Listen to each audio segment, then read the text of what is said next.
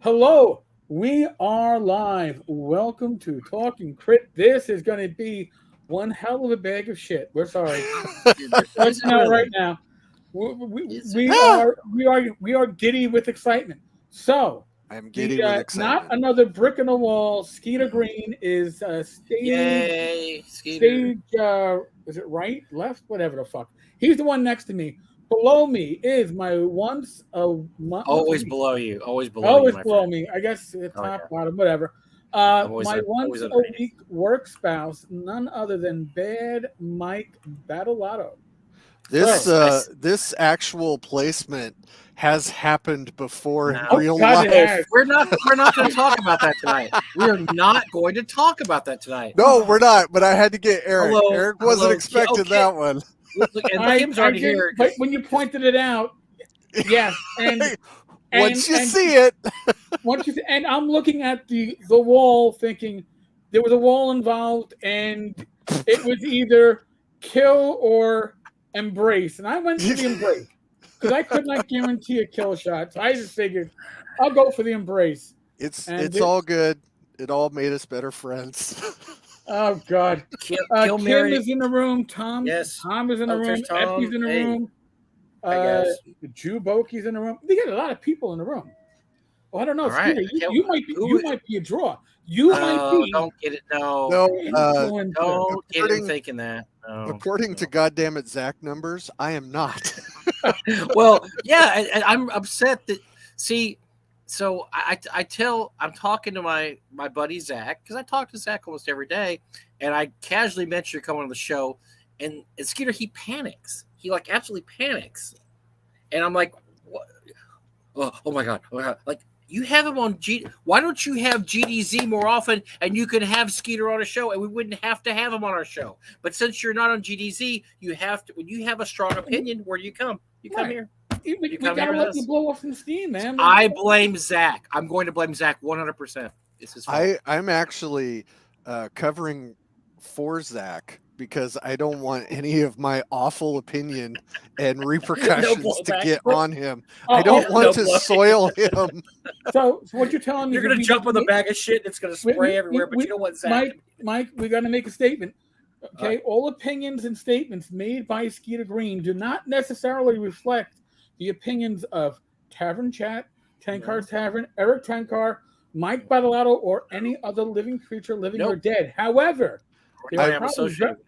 they are probably very valid opinions, and I would something you should think also about. I would also like to say that me on this show Mhm. is not the opinion of goddamn it Zach, Zach Glazer, Zach or Glazer. I had to mention or his name. or the Independent Publishers Union. There I you am go. not I am Yes. not speaking for that group right now. I Right am now, speaking Zach is doing this. We're going oh to pimp the IPU. I don't want to hear. I don't want to see. oh people are Yeah, puckering right now, I bet. I am sure. By the way, folks, if I'm going to make some quick announcements, I don't normally do, but if you want to comment, you need to subscribe. It's going to take about 10 minutes before it kicks in. So you can subscribe and then comment, because if you aren't subscribed, what happens is, well, we would get like sex bots spamming us. Oh, we Oh don't my get god! those So by making only subscribers able to Is comment, that an option? yeah, well, I'm about to say, as much as I like it, we just So- can't do it. so that's number time. one. All right. Number two, if you just happen to like this show, subscribe. It helps us. We've been doing really great this week. We've added Yes. over 40 people in a week, so thank you.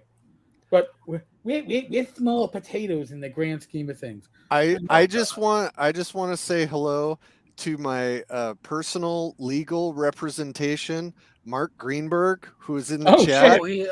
Oh, He will be my representative when the apocalypse occurs because of Have you this. Have you paid him already? Because if not, that's going to be a tough one. That's going to be a tough one. I mean, what are we considering payment? I don't My know. my undying loyalty and friendship? I thought you were going to say something that. No, never mind. Never Nah, mind. I'm not going to be disrespectful to We're a in a lawyer. family show Come here. on. Very family. We do? Very family oriented all the time. We do Yeah. F bombs all the time. Oh, that's Thank you, well, Mark. I didn't say appreciate where that. this family was. I didn't say where the family was. The family's Oh, okay. the backwoods of Texas, All or, right. Alabama. At least you're honest. You guys are So craziness. Tonight we're going to talk a little bit about the current kerfluffle. Unfortunately, our buddies at New TSR have been kicked off the page for tonight because, frankly, they're old news. Whatever. We've got new controversy to go into, and this one developed. I had to drag you away from those guys. This one developed very quickly, and oh god, what we're going to do is we'll let Eric set out the whole timeline for us because that is what Eric's good at because he used to be a detective and he could just he does the murder detective. board. I supervise detectives. Right. They did the he's work. Even better than a detective. No. That means I signed off on the work and went, yeah. That's good. Thank you. He probably had the murder board up there with the little lines going here and there, and Eric's doing this, so he's going to set this up. I know Skeeter has some strong opinions about this, and I do too. So we're going to let Eric set this up and go over, go down the timeline here. How quickly this happened, and I mean this happened quick. This was like one day tattoo artists, next day 25 people. Like whoa. It was one of those things kind of like Me Too. It just somebody mentioned it, or like Bill Cosby. Somebody did a joke about it. Boom. Next thing you know, 62 women are coming forward and say, Bill messed with me. And that's kind of like that's really what happened here. It developed very quickly. So Eric, why don't you take us through this? First of all, for the people who don't even know who Satine and Jameson are, which there are a lot of people, it turns out. We're more plugged into the industry than some people. So we knew who these jokers were, but a lot of people have no clue. So lead us down this primrose path. And if you're one of the people who has no clue who Satine and Jameson are, don't know why there's such an uproar, and are kind of, don't want to get involved at all, don't comment about it. That is, why do I care? That is generating steam for this that needs to not happen. There are people arguing with each other that have both stated, I was on Facebook earlier checking this out to verify. There are people arguing with each other when, if you go back 3 posts, they say, I don't know who these people are. I don't know why anyone cares, but by God, let's burn them at the stake. And it's like, fight. Shut up. Right. If you don't know, don't care. Stay out of it. Here's the long story short for Satine. Okay. Satine came to prominence on D&D with porn star Zach Smith.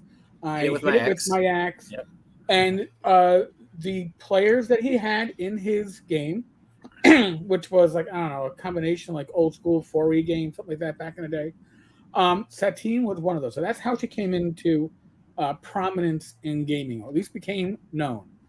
Her star really hit its apex, people will say, when she became the Wizards of the Coast D&D community manager. Community manager. Okay, I was right.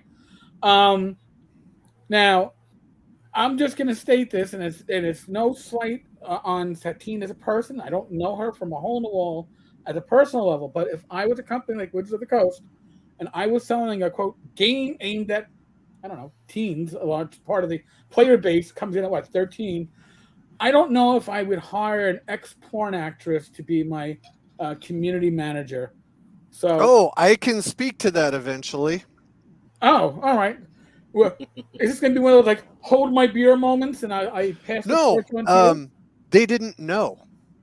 That's how she got hired. I don't find that I don't believe because that's something she doesn't really reference and doesn't and sees Right. in But past. Zach Smith is a person that made her known in gaming, and Zach Smith was himself a former porn actor, and so was a consultant on D&D Next. Yes, that is accurate. The whole, I know it does, just because I know how the world works and it's not a perfect place, but being a active or former porn star should make zero difference. And I'm not saying it makes any difference to you guys. Right. To the general gaming public, that should not make any difference in the world.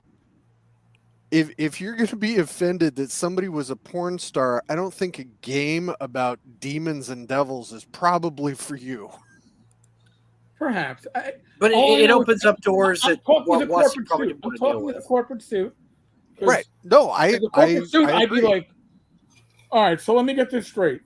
Yeah. Who made the decision to hire a former porn actress for a game that, I'm a corporate suit, is aimed at 13-year-olds? I Well, mean, maybe and you brought the 13-year-olds in, might have been a I good don't decision that way, but I don't even know. Do you remember, was that before or after Hasbro? oh, that was recent, only a couple of years ago. So Way after, yeah, it was way it was after. Oh, okay. I didn't know. Yeah, then I don't know how that slipped through the goalposts, but Yeah. it was very. I remember the first convention I was at where Satine was at, and one of the I didn't know who she was, and one of the people, that's how he introduced her to me as, just kind of nudge nudge, hey, that's Satine, she used to do porn. It's like my my first thought was, the fuck is she doing here? It's a bunch of nerds. you know like It's a what? sausage factory of geeks. What the hell? It's the last place Yeah, you I want to mean, be. what are they filming on Gotcha Cam or something? It's gonna be like, Do we need to figure this out? So So anyway, so she keep going. was a brand. As Eric said, she was brand manager at WotC for a while, and then apparently they found out and fired her, which is weird. well, I don't think she was fired.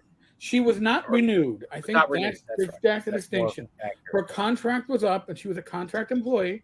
This is my understanding, and her contract was not renewed. So she was not summarily dismissed. Where it's like, we didn't know your history. It was kind of like, oh, thank you for fulfilling your contract. Your contract's over. We're gonna get the next, I don't know, pretty face, smart person. I don't know what qualifications you need to be a Wizards of the Coast D&D brand community manager. I don't. I am guessing you have to be very social media savvy, like, so you don't do things like this. Oh. I'm guessing that they've probably learned a lesson and are much more uptight than they used to be, maybe. Okay. But I don't know. I don't work there. Right. And that's the thing. All of this is, well, not all of it, because Eric is actually, as much shit as I give him, one of the most prepared people I've ever met. God, you fucking don't know anything, do you? Shit. A lot of this is just conjecture. Yeah. Eric does have some receipts, and I have some personal interaction receipts that I will be happy to share with people. Here, I'm going to go back to a link I shared before. If you have, I don't know, a couple of hours in a 6-pack you have a 6-pack you want to destroy, maybe you want to get your fingers dirty with some chips, and you want to read some of the most horrific personal interaction stories when it comes to this community as a business. All right, because it's mostly about business. Go to studleystone.com. You will find more information about this. Now, these are now, I'm going to have to couch this with, these are stories that have been released on Twitter by people who, the dam broke when Jameson Stone's, and this is going to tell you the story is legit. Tell who Jameson Stone is. You got to. I don't. I've no. Here, I'm going to tell you right now. Jameson Stone is, as far as I'm concerned, his cult of fame is he is the spouse of Satine. I never heard of him before until I started seeing his name attached to Satine, which tells you I am not as wired in as I thought I was. So I'm going to pass the buck. He is a bodybuilder, former model, and basically a social media influencer, fitness guru type. God, yeah. Yeah, he's done. I read some of his personal certifications that he's in. Yeah, he's one of the self-improvement, rah, you are your own inner god. Mm-hmm. He's like that. So he has a lot of drive and a lot of initial energy, but he also has an ideal that if you don't fit in that ideal, then you are unworthy, is kind of the vibe. And again, conjecture, my opinion on Well, having dealt with him. well, here's the thing. So what happens is a tattoo artist, and I guess a tattoo artist of fantasy geeks, because the guy seems to specialize in fantasy tattoos. Celebrity tattooing. Celebrity tattooing. Sorry. It's a thing, though. Okay. Yeah. So yeah, I mean, he travels. He travels to you. He's got a fee of like, I don't know, $800, $1,000 plus expenses to travel to you and do this. And apparently, Jameson felt the initial problem was that the contract that was given to him was poorly written, poorly worded. I actually, when I read the initial Twitter feed, and this is an honest to God moment, I went, "Holy shit! You know what? This sounds like gaslighting." And since I never actually looked up gaslighting, instead I always did the D&D, learning AD&D, figure out the word from its context around it. I went, I better look this up. I went, holy shit! I was right. I'm pleased with myself. I taught myself a word. This is gaslighting. Oh God. Because you're trying to tell somebody that their reality, which is reality, you're totally fucking bizarro world wrong. And you know that it was going on like that when Jameson comes out with what would have been like a multi-page, if it was in a newspaper, it would be like a full-page response to this, basically saying, I am a horrible person. I suffer from some form of PTSD. I am going through marriage counseling, and I am a horrible person, and I should never have put you through this. And my reaction, as somebody who spent 20 years in law enforcement, was, whoa, this is somebody trying to take all the blame for an event that just happened that probably more than one person shares. It's like, it's all me. It's all me. Really? Don't take my girlfriend. Don't take my brother. It's all me. All the drugs, even in their pockets, it's me. It's all me. I take it all. And I was like, wow. And then the dam broke. And then the stories. Because here's the thing. Again, my personal experience, I've seen this before. Once one person starts talking, others start going, oh, I don't have to be the first one. I don't have to be I'm not going to be the only target of the wrath of the community for taking down an icon. I'm going to be one of a mass of people who said, yeah, this person is a piece of shit, allegedly. But there's a lot of alleging going on. So did I summarize that up? Yeah. So I'm going to add a couple of things. So yeah.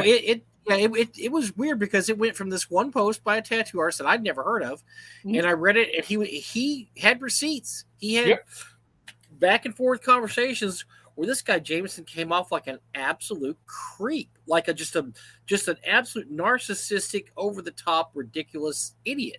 And so, of course, like you said, he apologized for that. Oh, which is what you do, right? You go on the apology trail immediately. Oh, I'm going to hit this hard. But the problem was the dam started getting leaks everywhere. Then all of a sudden, all these other people that work with him, all these smaller press people, and they're always small press people. These artists, these people. One guy did a Discord page for him, another person to help write some of their stuff. Now, they had just done a successful Kickstarter last year that got over $300,000, which it turns out they didn't write any part of. They farmed this out to various writers, which happens, right? I mean, that's not unusual, but there was a lot of inconsistencies about how these people were being paid, about what the kind of content they were writing, and whether or not a lot of them were told their content was absolutely unacceptable. It's garbage. We're not going to pay you as much as we said we were because we're going to have to edit it down. You said you turned in 100,000 words. We're going to cut it down to 50 because your stuff's just garbage. I mean, they were belittled. People were really treated badly. And so all these people, artists, writers, people that worked on their fan page, people who worked on the Discord page, they all started coming out with these stories. And the common thread was they were just major a-holes. And it wasn't just Jameson. Now, the problem with Jameson was most of the receipts are from him. And most of the writing you see is him. We heard from several of the people that talk about this that Satine also treated us like garbage, but almost all the communication was through Jameson. So he comes out looking particularly bad because of what it's two different aspects. They were doing the same thing in two different ways, and I will talk about it a little bit later. And what Skeeter says is true. He would. It was like they were a team. She would break them down in person, and then he would come with the uppercut and break them down on the page. So they were just getting. And they were very careful. They picked vulnerable people that weren't big in the industry, people that might have been easily influenced. Most of the time, when you see where they were dealing with somebody that was a little more experienced, after a couple of times dealing with them, that person said, I'm not dealing with you anymore. I mean, because they were experienced and intelligent enough to know this is not how business is done in our industry. Right. However, they were able to take advantage of these people that were not as savvy in the business. And they did this by implied threats. Like, look, we're big in the industry, and if we call around, you don't have a job anymore. They put people on blacklists, that they didn't like their writing. They said, oh, we're on the blacklist now. Whatever that means. I mean, are we going to be on the blacklist? I think we are now. Skeeter, yes. I have one amendment to what you just said.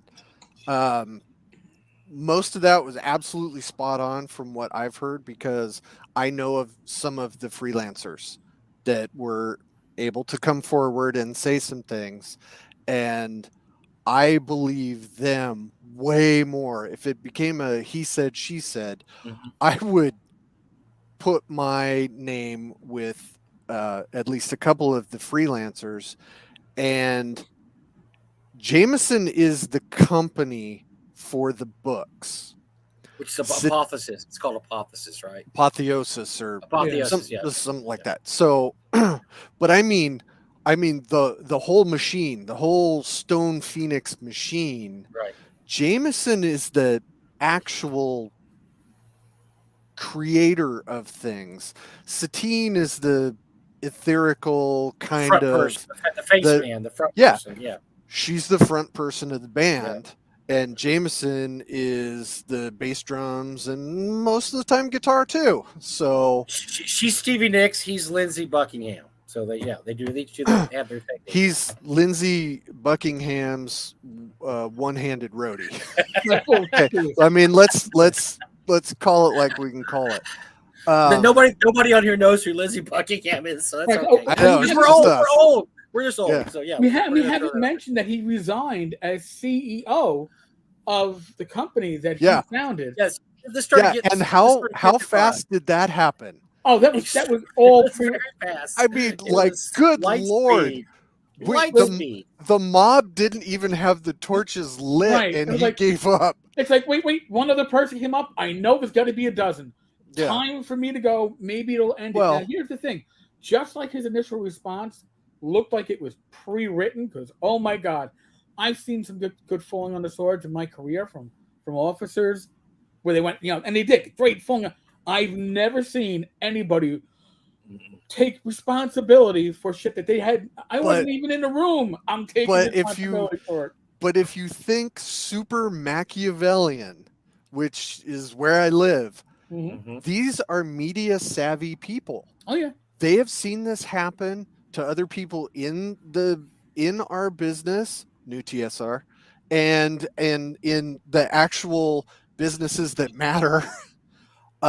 So absolutely, they know instantly when to do all of this stuff. It's all staged. Yeah. Oh, this was pre-written, and they already knew at some point if this happens, you're biting the bullet. You're going to take the hit. I've got the more acceptable personality and more interactive, and I have talk about Satine. Well, longer history in the gaming verse. I'll continue on, and this is actually for a few years.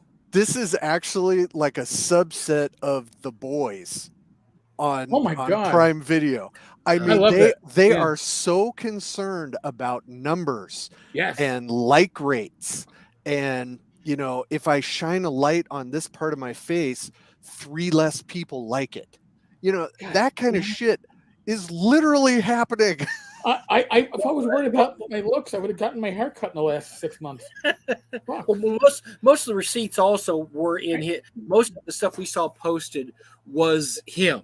So I think Right. the decision was, look, you come out looking worse than I do, because most of the stories were about her, but most of the actual receipts were him. Well, and that's what I was talking about, is he's the actual production. So his sphere of responsibility was the freelancers and things that happened with the books, and the physical, the tattoo artist was working on him, which, from what I read, the whole issue was who owned the rights to the tattoos. And Right. I think that's what it was coming down to initially, and then the treatment could have been was just solved off by the an actual- chart. Yeah, but could have been solved by an actual two adults talking instead of No. one becoming Gaslighting another? an absolute over the top If asshole and saying, if "You're an something idiot." like this happened at North Texas RPG Con, if I had this issue with Mike, the proper way that we would handle it is I would walk up to Mike, I would go, "Fuck you, what do you think All you're right, doing?" And then Yeah. Mike would say, "Fuck you, this is what's happening," and I would say, "Fuck you, Oh. you're right, damn it." and then we'd it would go be over and solved. We'd hug It's it not- out. And It's you not just do it. this, "Oh, my team of lawyers is bigger than your team of lawyers." Or you're not very experienced in this industry, are you, son? Because No. I know what I'm doing, and you have no clue what you're doing, and I'm going to teach you, and I should be charging you for the benefit Yeah. of my intelligence. Oh my God! When I read that, So God, it's this- awful. This stuff. is the actual part that wound me up the most, because since Zach and I have started doing the small publisher seminars, we're trying to go to these things, tell people the differences between small publishers and freelancers, It's a great job you guys do, by what the to way. watch out for. We get some people to come up on the panel and talk because they're experts at a certain field, and we have been very fortunate to have Crystal Mazer be one of our panelists on this, because she is a freelancer and she knows her business. She is super professional. She was one of the fucking people who got stiffed by these two. Really? Oh dear, yeah. And I apologize if that was not supposed to come out. That she posted that in a couple of places. We love you, Crystal. Don't sue us. So if that was not my story to say, I apologize. I will make it up to you somehow. But that, even if somebody who is as professional and positive and well regarded as Crystal drags their feet bringing this stuff up and shining a light on it. I mean, Elisa Teague had the same thing, Yeah, and I saw she is Lisa. YouTube famous, and she's huge in the industry. Yeah, she didn't say anything. And there has been other people who probably don't want me to bring this up, but they run a convention as well, who did a guest spot of writing for this team, and they never got paid at all. Yeah. There seems to be a pattern of not paying. Now, here's my question. Is it not paying because you're incompetent at bookkeeping, or is it not paying because it's an outright grift? Because both are shitty. But no, I'll tell you what happened, because I read these very carefully. So what the contract had in it was a very obscure clause that normally is not in contracts. Is that, and when you read this fine print and you go down, that's why you have lawyers look at everything, folks. It said nobody gets paid till everybody's work's in. Which Skeeter can tell you from working in the industry, that's just not standard. That you pay people when their work's turned in, because it's supposed to be an advantage. You turn your work in early, you're helping the company. Yeah, I'm going to pay you first because you're awesome. You turned your work in early. You don't wait till the slowest fucking slowpoke on the planet turns their work in. And so the impression I got, and this is my impression, is they were using the slow pay to basically knock people down on price. So in other words, we owe you this much, but we're only going to pay you this much because, or you can wait. You can wait 6 months, or we'll pay you now, but it's not going to be quite as much. It was. So here's the deal with that, and some publishing companies do this. Some publishing companies you've heard of and some publishing companies you absolutely have heard of, is it's pay 30-day net after publication. Right. After publication. So you could write something and somebody could sit on it for 5 years and then publish it. And then you still got to wait a month because that punch in the balls isn't enough. Which again, though, Skeeter, right? That means you should read these contracts, be absolutely sure what you're signing. Because if that's the way you want to roll that way, okay, I don't care what I get paid, whatever. But people that I saw Lisa Teague's email, some other stuff, that was not the impression they were given. And oh no. Hey, not at all. That wasn't the impression they were given. And so they're like, hey, I haven't got paid yet, and I turned in my work. Oh, read your contract, moron. Your contract says you don't get paid until blah, blah, blah, blah. I'm like, well, that's not standard. Well, I don't care if it's standard or not. You should be stupid. I mean, it was just the most belittling. No, it's ridiculous. It was ridiculous. And of all people, Elisa and Crystal, and I just saw in the chat that B. Dave Walters had the same thing. And that dude is known. So I was going to say, I wonder if they're doing the picking on women in gaming thing. That could be true. Because they may be, but I mean, Elisa for sure shouldn't have that. Well, I mean, here I am, white male telling her how she should feel. Well, no, I'm saying, but there was a variety. I mean, I read all the things in that PDF, and some were men, some were women. Like I said, to me, the most thing in common was a lot of them were very inexperienced. Now, Elisa, I hope she's not mad that we're using her name so much, but she was prominent there. She was one of those people that. Oh my God! Said, see you later. That is the funniest. That is the funniest right there. You can read it. You can read it. You can read it there. Go ahead. Oh my God. So Jameson. Kevin Mack, if there's an award to be given, you get it. No, but my point was that I think they're getting paid, but they're getting slow paid and less paid, because another one of the aspects of being paid was per word. They're saying, well, we haven't edited your work yet. So Skeeter, what would be the average? Let's say you're writing for this. What is the average amount of words that you would write for something like this, like a Kickstarter, add-on? Oh God, it totally depends. Usually, it's on about a 10,000 word block. Okay, but so if you get somebody like Crystal or Elisa, it's probably 30 to 50. Sure, depending on the section of the book. So apparently, what they were telling these people is, well, we're happy you turned in 50, but we're going to edit it down to 40. Because your work is just unprofessional and crap, and that's what. So they were even worse. Oh no, that's not how that works. You don't. That's what I'm saying. It doesn't. But that's what they were telling these people.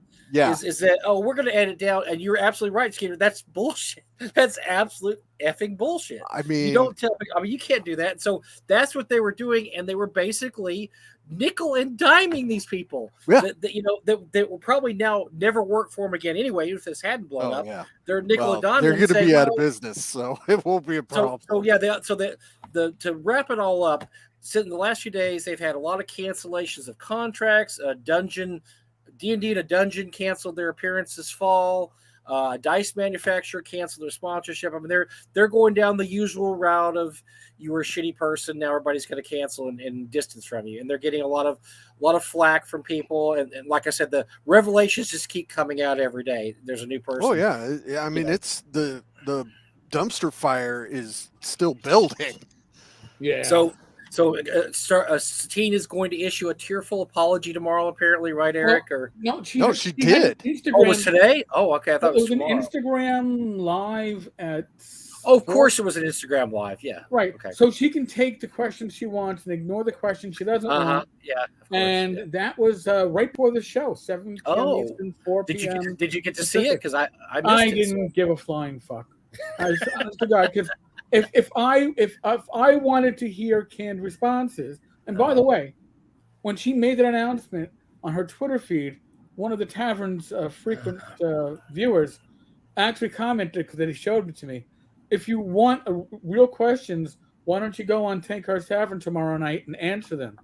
Now she's probably going, who the fuck is Tenkar, and why would I give a shit? No, I bet she isn't, because they both came on Goddammit Zach.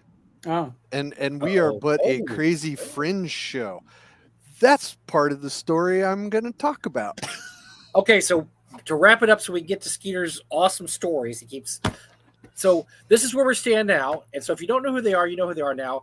They're basically what you consider influencers, streamer. They're the people that have become really popular. We're gonna talk about this a lot in the show. Yeah. This is a big cut because I have a big thing to say about this. Our hobby now it's become popular enough, which it's more popular than it's ever been. Right, we sold more sets of D&D last year than any time in history, even back in the days of the Satanic Panic in the 80s. But there's a certain element that have crept in the hobby that are. And a lot of purists don't enjoy these people. They're the cosplayers, the streamers, the TikTokers, the YouTubers, whatever you want to, baby boomers want to call them. But they're people that are pretty much famous for being famous. Well, now when you go to conventions, these people are here. These and you have some like famous actors like Matt Lillard or Joe Manganiello that love to play D&D, and they're at these conventions too now. And they kind of have this whole special guest track now, right? Where these are the people that actually created the hobby. Here's your Alan Hammocks, Zeb Cooks, Steve Winters. Over here are the people who cosplay and they may have 200,000 million followers on YouTube. Your Critical Role people, your actor, wannabe actor people, they're over here. And so you kind of have this different track now when you walk these big conventions. You have all these people that you're probably not going to relate to or interact with at all, but they're there to bring more people to the convention, more eyes to the convention. This has become a really big topic in the last few days, and we're going to talk about this later too, because this is a huge crossroads for the hobby. Because as soon as this broke, a lot of people were like, we don't know who they are. We don't care. We don't want them in our hobby, blah, blah, blah. We're going to talk about that later. Then don't comment. Shut your know who they are. But Skeeter, we want... Oh, hey, we got some money. Thank you, Zach. Thank you, Zach. Hey, thank you, mysterious Zach G. Who I don't know who this give me more money, and maybe you'll get to see some flesh. For Skeeter's upcoming wisdom. Oh, does he really know you? That's not Zach Glazer that said that, because... Yes. And he says that because every once in a while I squeeze out a diamond of knowledge. So we're going to let Skeeter talk a little bit, because Skeeter's actually interacted with our pair here, and he has some very hot opinions about this too. And he's actually went to GaryCon this year, where they had a big to-do because they were married for the 3rd time or 10th time. I don't know what it was. They had a giant wedding. Luke officiated the wedding. They took up the entire lobby, restaurant, bar area, whatever, for this giant wedding. Everybody had to attend and watch. And if you saw the promos for it, it's hilarious. They're both sitting there looking really awesome, looking at each other, staring at each other's eyes. Please attend the wedding of Satine and Jameson. And they made a big deal about it. So it's a big deal. Right. Skeeter was there. Yay. So Skeeter, tell us about having him on your show, and just go for it, man. Just Skeeter let you free. So free Skeeter, I was trying to one up my co-host Zach Glazer by doing actual work and getting good guests for our show, which I have been able to do. I have been fortunate and lucky enough to go to enough conventions. I've met enough people. I know a few folks. I can call some people up or message them. I can have people on the show. So I decided to cold call, message Jameson Stone on Facebook. It's like, I mean, the worst thing that can happen is he says no. So whatever, I'm gonna try. Well, we thought that was the worst that could happen, but okay. Well, right, yeah. Excellent point. So I got in contact with him. He was very cordial, very polite, cool.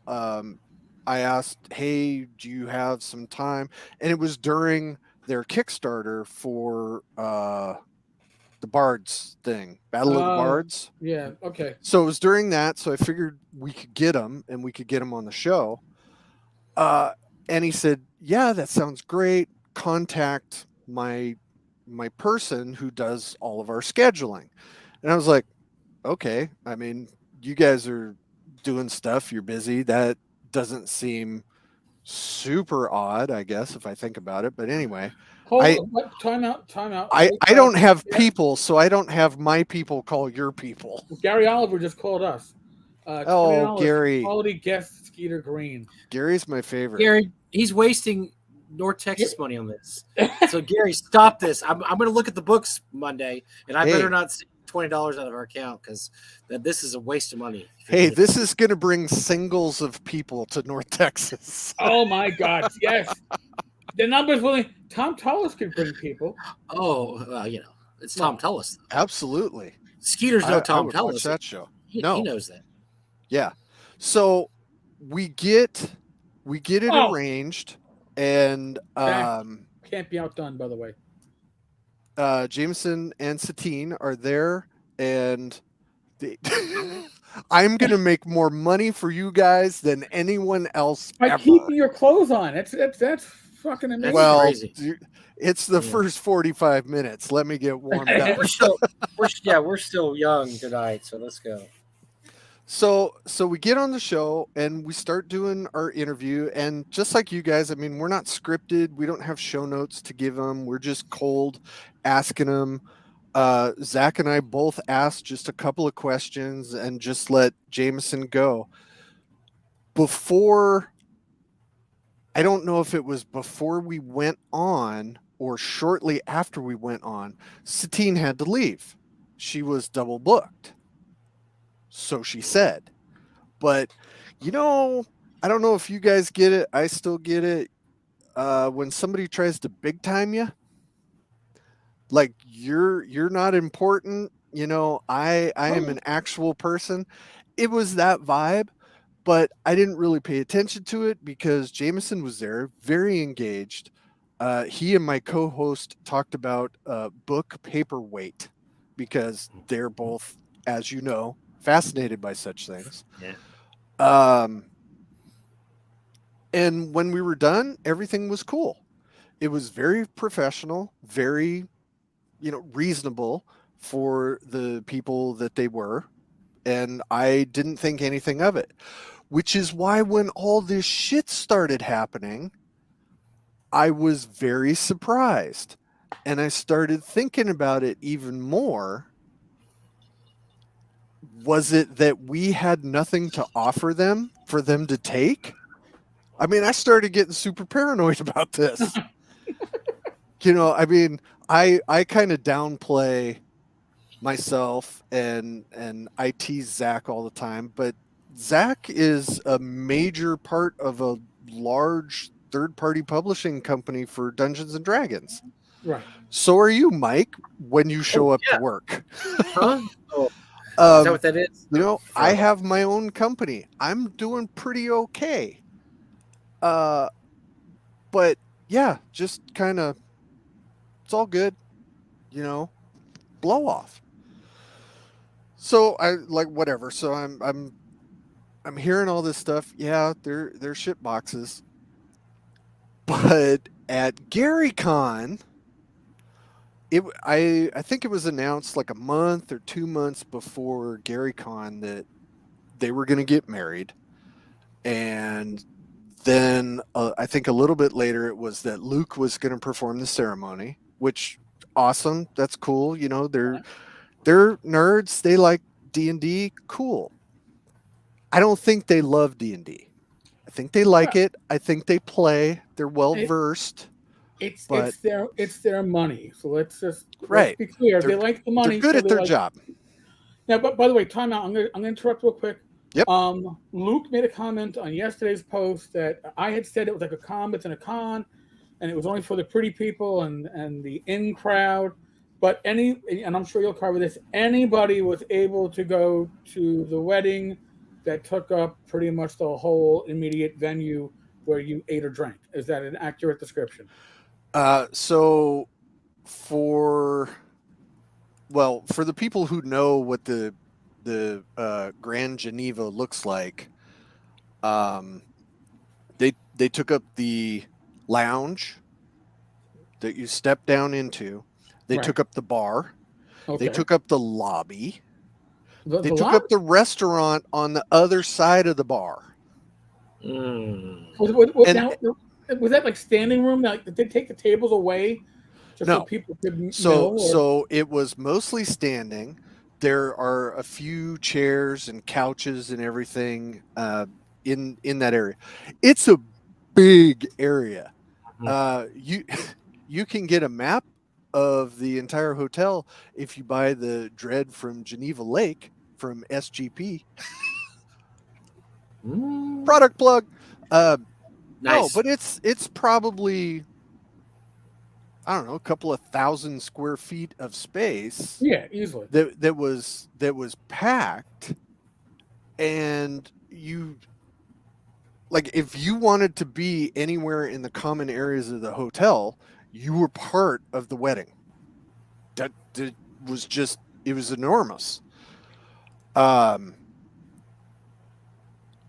It was quite honestly ridiculous, and but they wanted to do it. It was a D&D grandeur thing. It fit the brand for sure.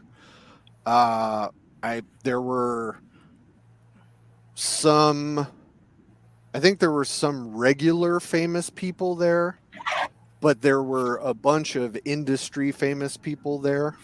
So, industry famous. And before it even gets into a shitty edition war, yes, most of these people are interested in the 5th edition game because that's what they have come in with. It may not be their favorite game, but that sells. That sells huge. There's a lot of money in it. So just like, get over it. People who cling to this, there's only one way to play the game. Stop. Just with dice, right? If it's dice, you're not playing right. D&D is pizza.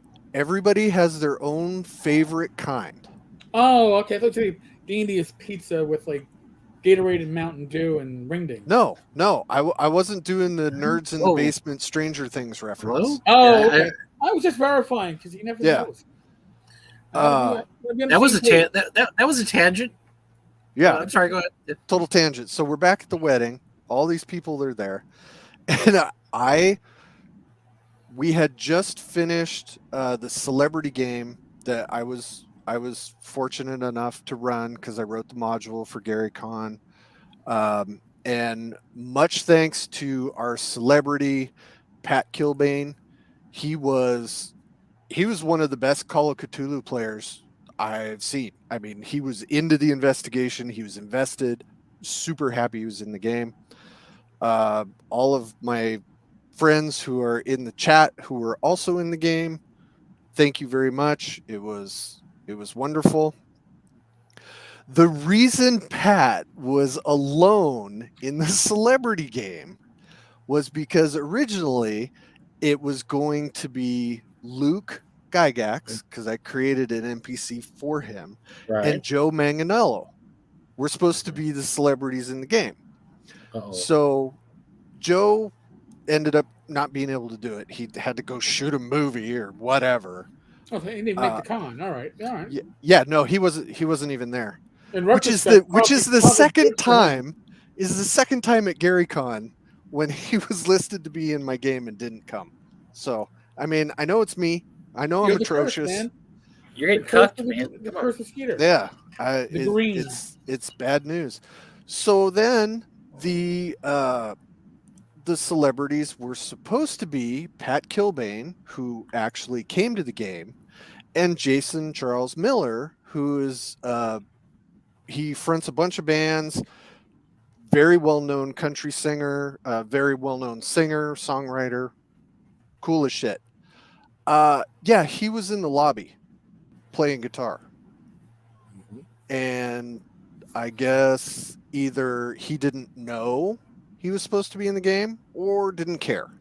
Either way, I was running a celebrity game for platinum badge people who chose to be there, and somebody who was supposed to be in the game just decided they didn't feel like coming. So that pissed me off. Then, so I'm a little bit riled up, and as you know, I can get kind of animated. Come on, man. Not Not Skeeter. you.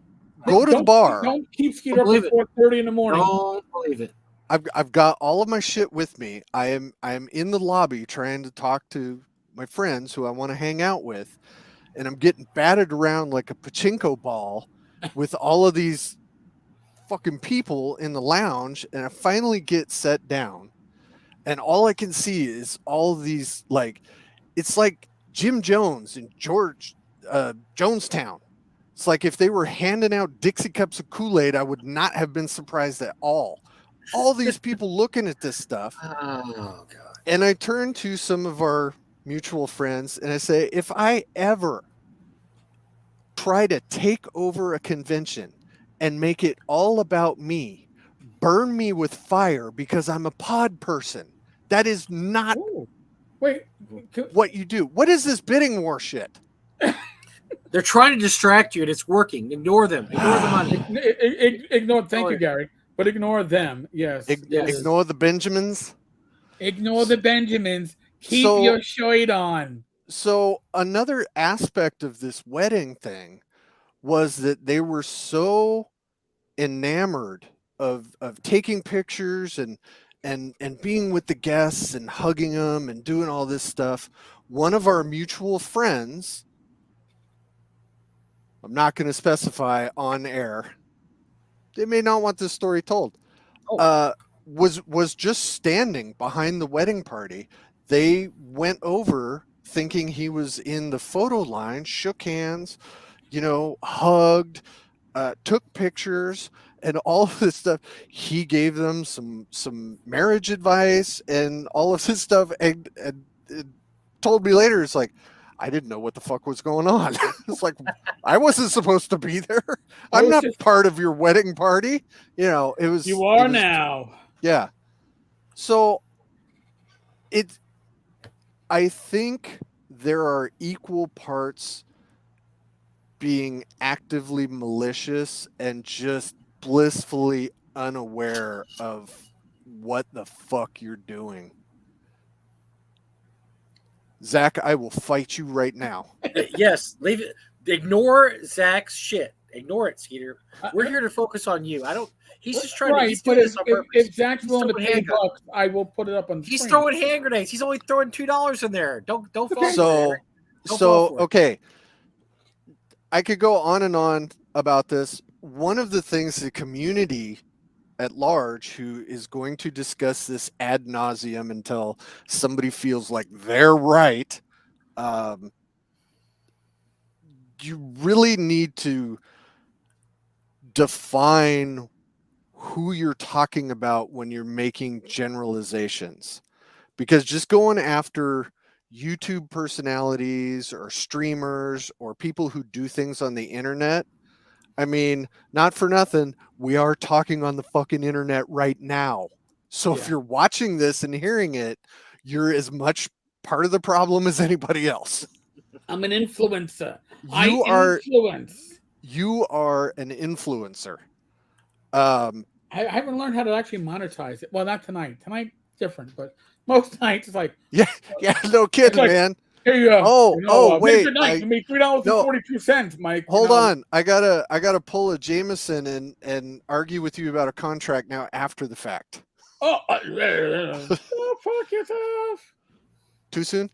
The best contract is the one that you can pull out of your personnel file when you resign. Ooh. Yeah. I'm not saying I've heard of it, but I've heard of it. So, but that's one of the distinctions, because there are a lot of people online that are doing great work. Yeah, Tom Tullis.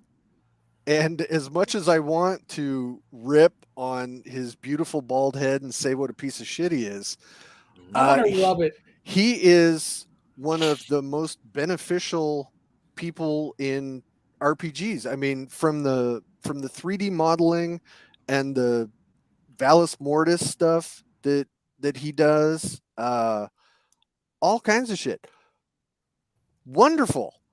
Eric Tenkar, how much has Eric given the community at large?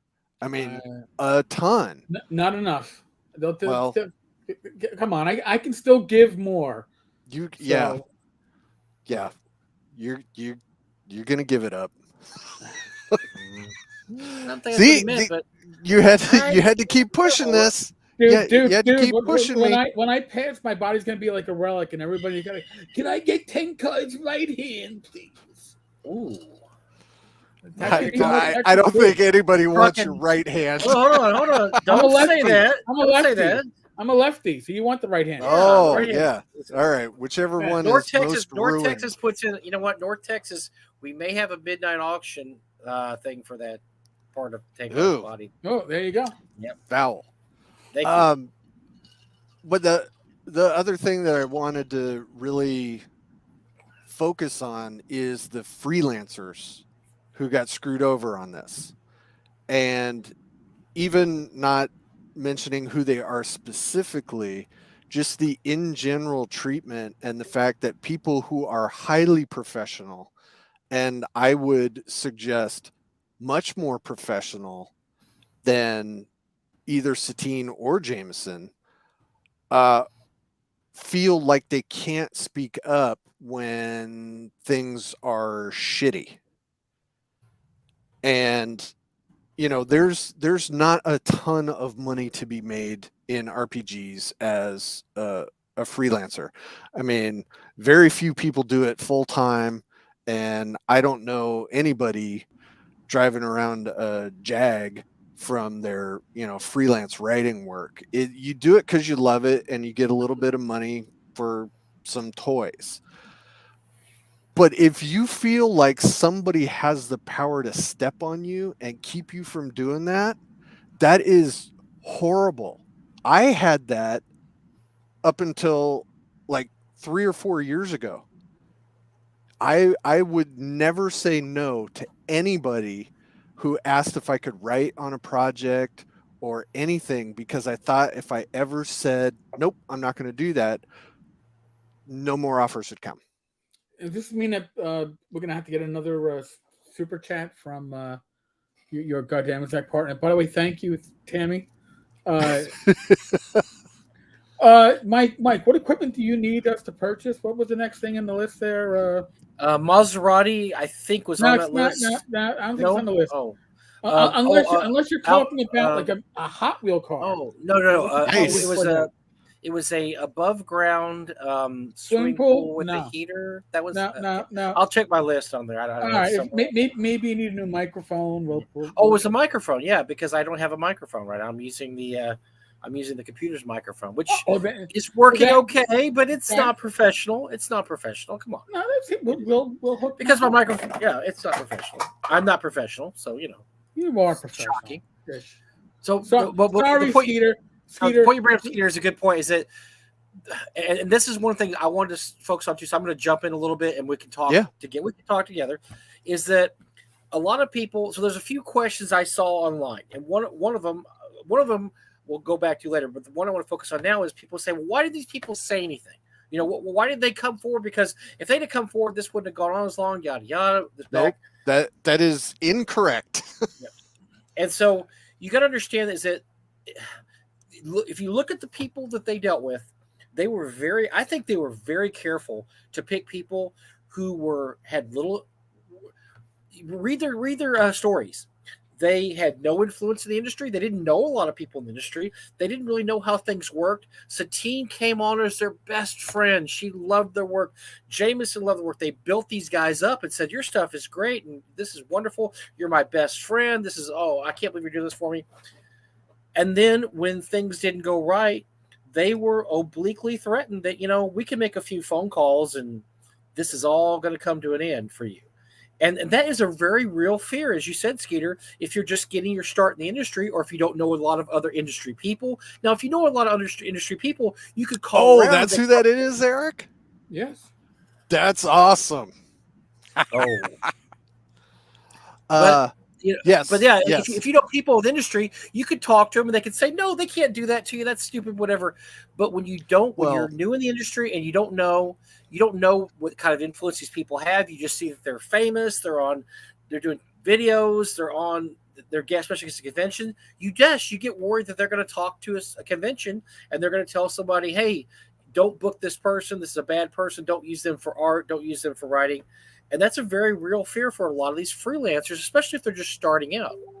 So the people that I am specifically talking about, they are industry professionals. So they're not starting out. So I'm just building onto, your point is 100% valid. Anybody who's relatively new is, when I was doing it, I always have imposter syndrome. I'm not supposed to be here. I'm not supposed to actually be writing. And for some reason, I, for the longest time, felt like, oh, somebody can take that away from me. Sure. And I'm sure that people who are freelancing, that work isn't just like overflowing. I mean, you gotta be in the right place at the right time with the right idea and the pitch, and you gotta network and know people. So having any kind of black eye or any negative thing said about you could be really devastating. Yeah. As far as your career. Yeah. And the reason that I wanted to come on here and talk about this is recently, and this may not be earned, this may just be my overloaded ego, there's nothing they can do to me. I mean, Satine and Jameson can't blacklist me. What are they going to do? Take away my freelance writing career? I have my own company. Somebody's got it. Sorry. I am not going to cancel me. Keep talking. Yes. I'm going to address a troll. It has nothing to do. I'm just going to put something up on the screen. Fantastic. I am so happy about this. Yeah, but that's right. I think you're absolutely right, Skeeter. And that's so it's very easy to say, well, this is what I would have done when this is not happening to you. Sure. And it's like I said, especially if you read some of the stories, they're almost heartbreaking, some of them, because these people were basically told, you're very important to us. You're creating our Discord page for us. You're writing for us, this and that. And then at a certain point, when their use was gone, they were told to basically get lost. And by the way, don't just get lost. You better not talk about us, because if you talk about it, then we're gonna make it worse for you. And that's the thing. I mean, when I've interacted with Satine a couple of times over the years in different settings. I was in a game with her at GaryCon that was great. She was a wonderful player, did smart things. It was great. Strangely enough, we were in that game, and that's when she was partnering with Rudy Rutenberg, and you might know that name from some of these other things, because that's an additional lawsuit going on. Oh yeah. Yeah, he's suing her also. Yes, he is, because money disappeared. Yeah, they had about $40,000. We didn't even cover that. He has a lawsuit against her because about $40,000 disappeared from I guess it's some kind of a joint account they had. They were in business together. They were in business together for quite a while, because I remember when he used to come to GaryCon with her before Jameson was ever there. He was the one who used to hang around her. I don't think they were boyfriend and girlfriend, Skeeter, right? They were just partners. I think they were just business partners.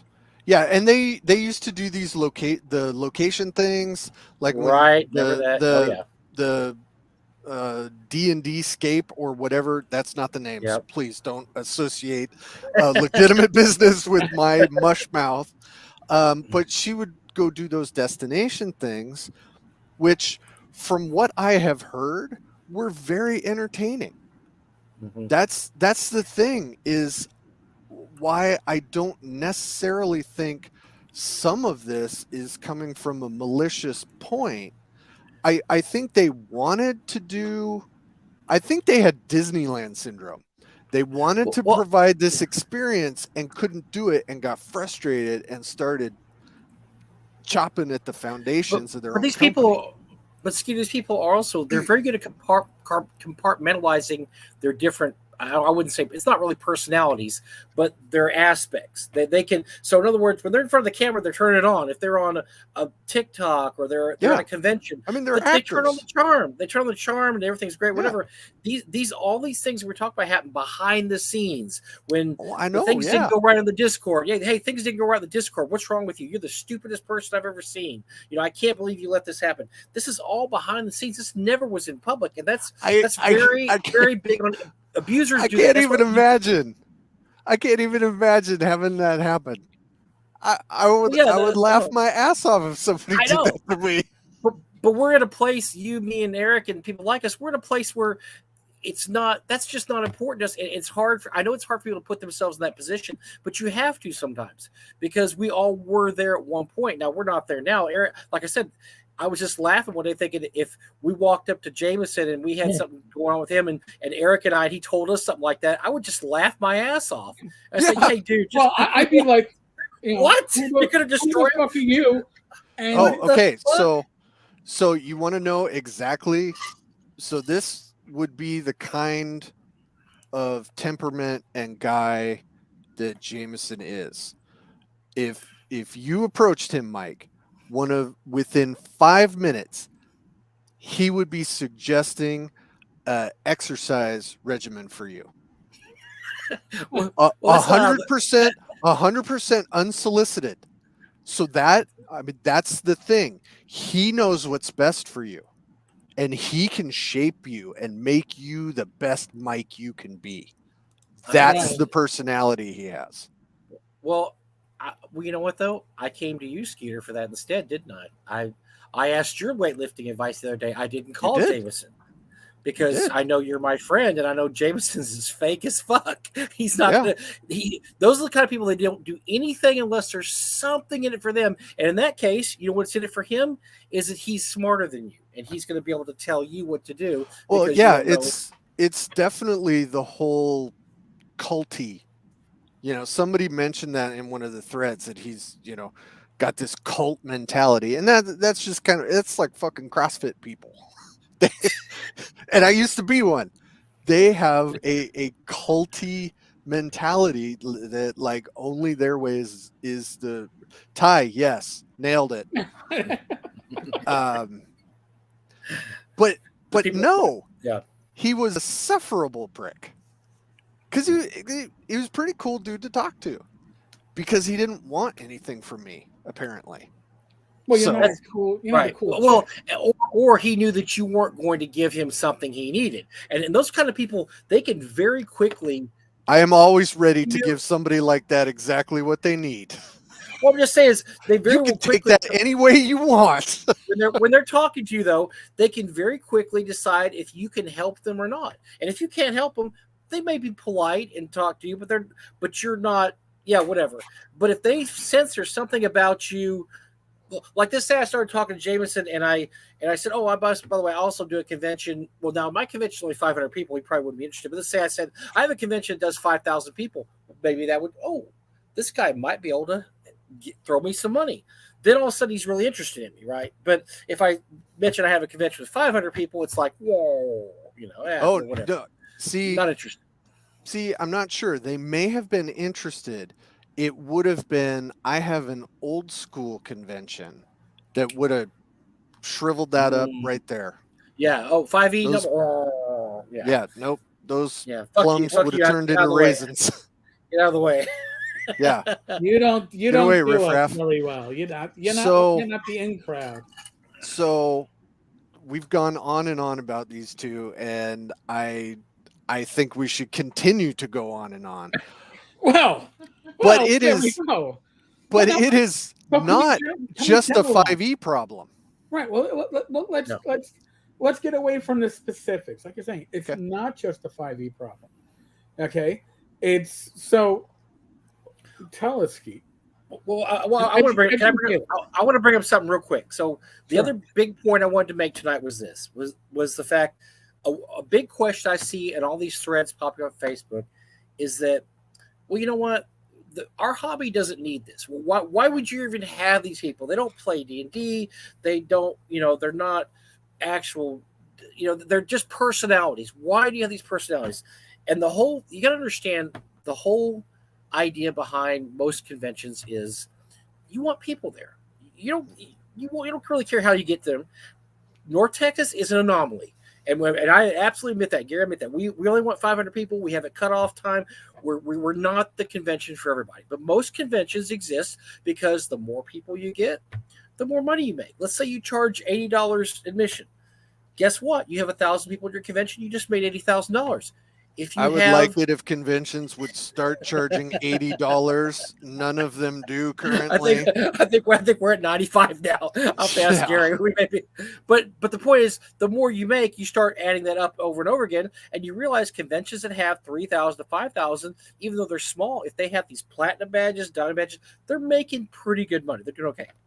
What these people do, and this has been in our culture probably only the last 20 years. We have these people that are famous in our industry for just being famous. And it's because we have cosplayers now. Some of these cosplayers have 1 million followers because they do amazing cosplays, cosplays.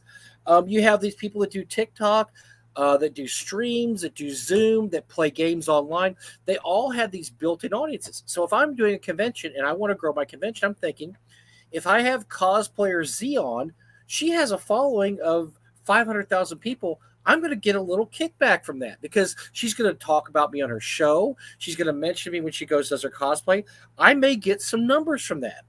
And you will get numbers from that because they will talk about you on their shows, on their TikToks, on their whatever boomer thing that I don't know, that boomers like me don't know. And they will get these bounces, okay?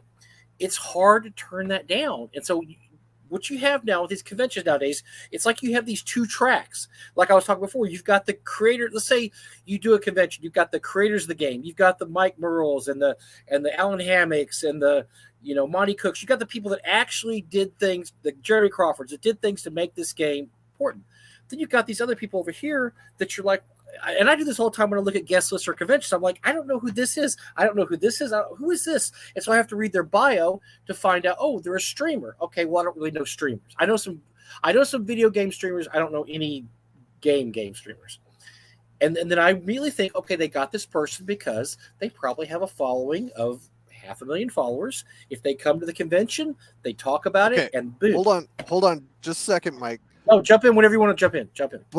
But you do know about Critical Role, don't you? Right, exactly. And Critical Role, Skeeter, that changed a lot right there because that blew up so huge that now you actually could justify having these people on. If I have a Critical Role player at my convention, I am going to get an extra 300 people because they're going to see those people or more. I got moved out of the way at Gamehole Con when I was trying to shake Matt Mercer's hand. Out of the way, his bodyguard just pushed you out of the way. Hey, Mr. Mercer, I'm like a regular peasant. I mean, it was very nice. It was nice to be one of the common folk again. There you go. Get out of the way. Yeah. Zach and I got to see Matt. We got to see Matt Mercer eat a piece of pizza with us inside Gamehole's inner sanctum. So that was our claim to fame. That convention. That sounded absolutely filthy, Mike. The way you said that. Eat that pizza, man. Eat that pizza, baby. Oh, and before anybody says anything, I have never met Matt Mercer in person. The people who I do know and trust their judgment have said, top shelf. Sweetheart. I've never heard a bad thing about him.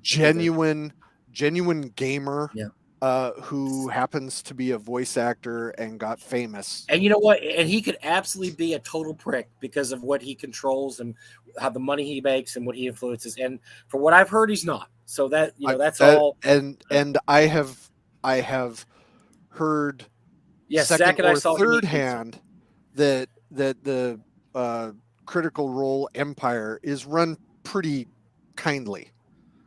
I don't know if anybody has other stories. I am not an advocate. If you ask why, this is why. It's because these people bring a lot of looks to conventions in terms of eyeballs, and they bring a lot of money to conventions, and they bring a lot of attention to conventions. It's called, they cross-pollinate because they're saying, look, we've already made all the inroads we can to gaming people. Let's see if we can get some of these other people in there, because our hobby. Look, there was a time when they didn't think our hobby was going to grow anymore, and then 5th edition came, and it turned out there was massive growth there. They just had to come out with another version of the rules. Well, Yeah. I think a lot of those people think the same thing. Like, look, we don't have all the fans we could have. We could have more fans if we cross-pollinated into the video games, into the cosplay. That's what drives a lot of these cons within a con, where you have all these beautiful people get together, and you're like, that's weird. I don't ever see. I know these people are special guests. I never see them, and I know they're at the con and they're doing something. I'm never interacting with them. Well, it's because you haven't paid for a super platinum ticket and you're not doing the things that they're doing. So what I see is people talking about this and saying, no, this is terrible. We need to get back where it's just gamers. And I understand that. I absolutely understand that, because look, I go to conventions for two things. I don't even really game anymore. I just go to see people that I know, and I go to look at the dealer room. That's really why I go. And a lot of people I know, like Skeeter also games a lot and runs games. So Skeeter probably has three reasons he goes. Same, Eric games a little bit, but not even as much as I go to socialize. If I'm working for Frog God running a table, I will be running games. But if I'm on my own time, I'm going to go to seminars to hear people like Skeeter and Zach or Alex Kammer and Steve Marsh, because I can game. I can game with my group, but these are people I see once a year or maybe twice a year. I want to actually socialize, and that to me is what a convention's about. But that's our world. This other world, this world of cosplayers and streamers and personalities, that's the younger person's world, and that's why they go to conventions. They go to see these people. So I am not going to ever immediately castigate somebody for saying, well, I had 3 streamers at my convention, because I understand why. I understand why they have these people there. Now, you two are some of the most crotchety old hens I've ever heard listening to you. God damn it, get off my grass. No, Eric and I, we would bitch about it, but it's not for. I understand. I'm at the age now, and we have the wisdom. It's just not for me. And you know who helped me with this is somebody named Ben Barsh, because Barsh. Yes. He calls me okay boomer, and he tries to tell me how old I am. And a lot of things he says about me are right. I'm just used to doing things a certain way. But now I realize, after dealing with him, that there's another way to deal with stuff too. Is that the things they do aren't wrong. Now, I understand when people get upset with that and say there's this whole track going on that I'm not part of, and I don't understand why these people are here. They're making ticket prices more. They're taking attention away from other guests. Blah, blah, blah. But you just got to understand things. Look, these guys aren't going to be around forever. Alan Hammock and Zeb Cook and Steve Winter, God bless them. I love them. They're not going to be around forever. You shut your filthy mouth. Unless we think about some way to make them around forever. Oh, we clone them? Or necromancy. Oh, yeah. I heard necromancy. Oh, yeah. No, simulacrum. You should understand what I'm getting at, right, Skeeter? For sure. I am not going to. And a lot of people want to really bag on Gary Con and Gamehole Con because they have these guys. I am not going to bag on any other con. I know how hard it is to run a con. If that's what you feel you need, then go ahead. Now, I will say one thing that Alex did post tonight and said that he would not have Satine and Jameson as con anymore, which I applaud him for. Yeah, that's very. Alex is a good dude, man. He really is a good dude. And so he said that he had a very short post that said, look, they weren't invited this year because they weren't going to be in town this year. They're supposed to be doing that D&D in a castle bullshit or whatever. But he said that they were not invited anymore, which I appreciate him saying that, and that's probably the right thing to say.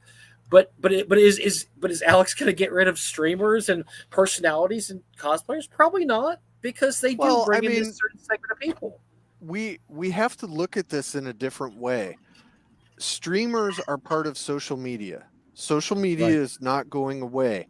If you look at it as advertising, these streamers are 3D physical advertisements trying to bring people into the convention to keep these conventions going. You got to do anything you can do. I have no beef.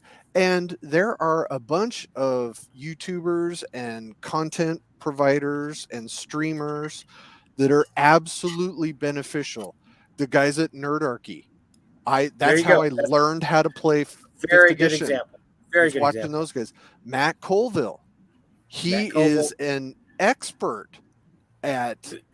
And he did the work too. He did the work. Yeah, He built they his audience. built That's why he everything had up. Yeah, they built their stuff. They built their audience. They built their brand, and they're able to benefit by it. I have no problem with that at all. And there is something to be said for the people who say, I don't watch this, I don't need it, I don't care. Cool. Then say your piece and then be done. But the more you get tangled up into arguments, the more it keeps this going. But I see a common thread here, and I think you're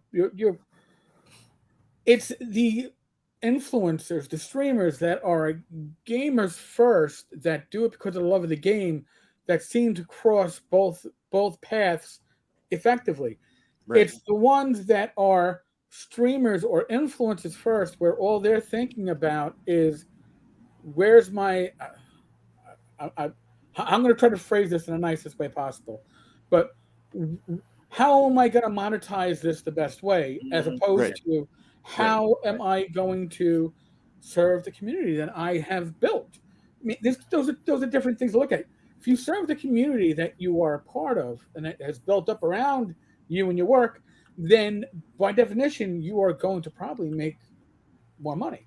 But if your focus is on how am I going to make more money, you're going to probably fuck your community in the end. Is that?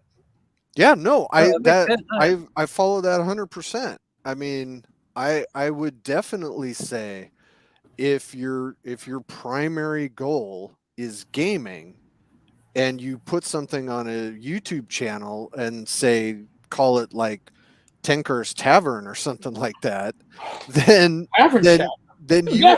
you are adding to the D&D experience. You're not adding equal amounts for everyone because everybody has different tastes that they want to. We know some people vehemently hate Eric. I've read the posts. Oh my God. But you know what? But here, I'm going to say something. Really? If everybody liked me, I'd be doing something wrong, because it means I'm not taking chances, I'm not pushing the envelope, and I'm not being honest. Right. I could certainly put on a personality that will appeal to 99% of the population, and I'll be so fucking milquetoast piece of shit asshole that I should have no following. And nobody's gonna dislike because nobody's gonna like me. So I'd rather be liked or disliked for who I am and be honest about it than be who I'm not. So. Somebody very wise gave me the advice: you can never go wrong following the truth. It was something like that, because I can't quote for shit. But if you are true to yourself and true to what you're doing, you're not going to intentionally fuck somebody over. Right. Not only that, but if you're not fake, and I'll tell you one thing, I know Eric's not fake because I've been behind the scenes with Eric for a long time. The people who make mistakes are the people who are fake, because sometimes they forget their persona. When you're not fake, you don't make those mistakes, because you are you all the time. You're not another person half the time, where you have to remember, now, was this person like this or was he like this? No, you're who you are the whole time. It actually makes it easier. It makes it really easy because you're just yourself. And you know what? The young Bad Mike didn't know that. Young Bad Mike was wherever you go. If you meet Skeeter, you've seen him online, you meet him in person, you know it's Skeeter. Skeeter is the same guy you're seeing right here. Right. I am unable. I am unable to play a role. There you go. Listen, my first few podcasts on Anchor, I tried to put on the affected voice, New York accent, and tried to talk like this, and then I realized I sounded like a real. I'm not. Dick knuckle is the word you're looking for. Yeah. And I was like, I can't do this. This really sounds horrible. It wasn't being truthful to me, but like Mike. If you've seen Mike on these videos, you meet Mike at a con, it's the same fucking guy. But I can't say that, and I'm not going to name the scripted podcast that often wins Emmys, but it's got some big game creators on it, and there's no way in hell this scripted podcast when you meet these guys in person that they actually sound exactly like they do on their scripted podcast. But I think authenticity is a large part of it, and I think that the personalities that you have brought up apparently are more authentic in person than other personalities that may have crumbled because their public persona and then their business Well, reality persona. Eric, I think that's why there's I think that's why there I'm sorry, Eric, but I think that's why there's a lot of anger here is because the persona of Jameson and Satine was totally different from the reality. And people, the American people get really pissed off when they like somebody, they create this hero, and then the hero is not a hero. They get very angry at being tricked and fooled. You think with our political system, we wouldn't get that angry anymore. Because that's all. Wait, but we do. Wait, but we still do. You gotta let me segue. This was one of the things that I wasn't ever going to bring up, but I'm going to bring it up now because it's perfect. So years and years ago, I went to GaryCon, and it was the first year that Zach and I put up the booth together. Very exciting. I was riding a high of, having this successful. I'm at GaryCon. It's awesome. And then Luke comes around. He's shaking hands with all the vendors. It was the first time I've met him. He knew me by name, which I thought was super cool because this is Luke fucking Gygax. He is the tree that this entire game comes from. And it was awesome. We started selling books, and we're hanging out with the fans. And this is actually, I believe, the convention where I first saw Satine. She was walking past, and I was like, okay, that's weird. And then somebody told me who it was, and I'm like, don't care. And then we went back to selling books. And then I got a message. A runner came up to me and said, Ernie Gygax would like to have a minute. Ooh. And I said, are you fucking kidding me? That's awesome. I get to meet all the Gygaxes. I am so geeked out for this. I am overly nerding out at this point. So I go out. I have to go to him, which should have been the first point. Like, okay, I got to go to you. All right, cool. Nope. I know who you are. You're listed in the books that I love. I'm so giddy. I go out to a table where his entourage is at. They part like the Red Sea, allowing me into the presence of Ernie. And Ernie has a dog with him. Oh, yeah. Right. And we are all familiar with the dog. Fucking hates me. No, the dog hated everybody, but go on. Hates me with a passion. So Ernie's trying to calm the dog down and tell me to stay away from the dog. That's all cool. Anyway, we finally have a conversation where he's talking to me. I happen to be working at a fairly well-known third-party publisher at this point. Ernie's pitch to me is, hey, do you guys have anything in the works that I could put my name on that we could cross-promote so it would give you a little bit wider net and I could get some money from it? And I did what?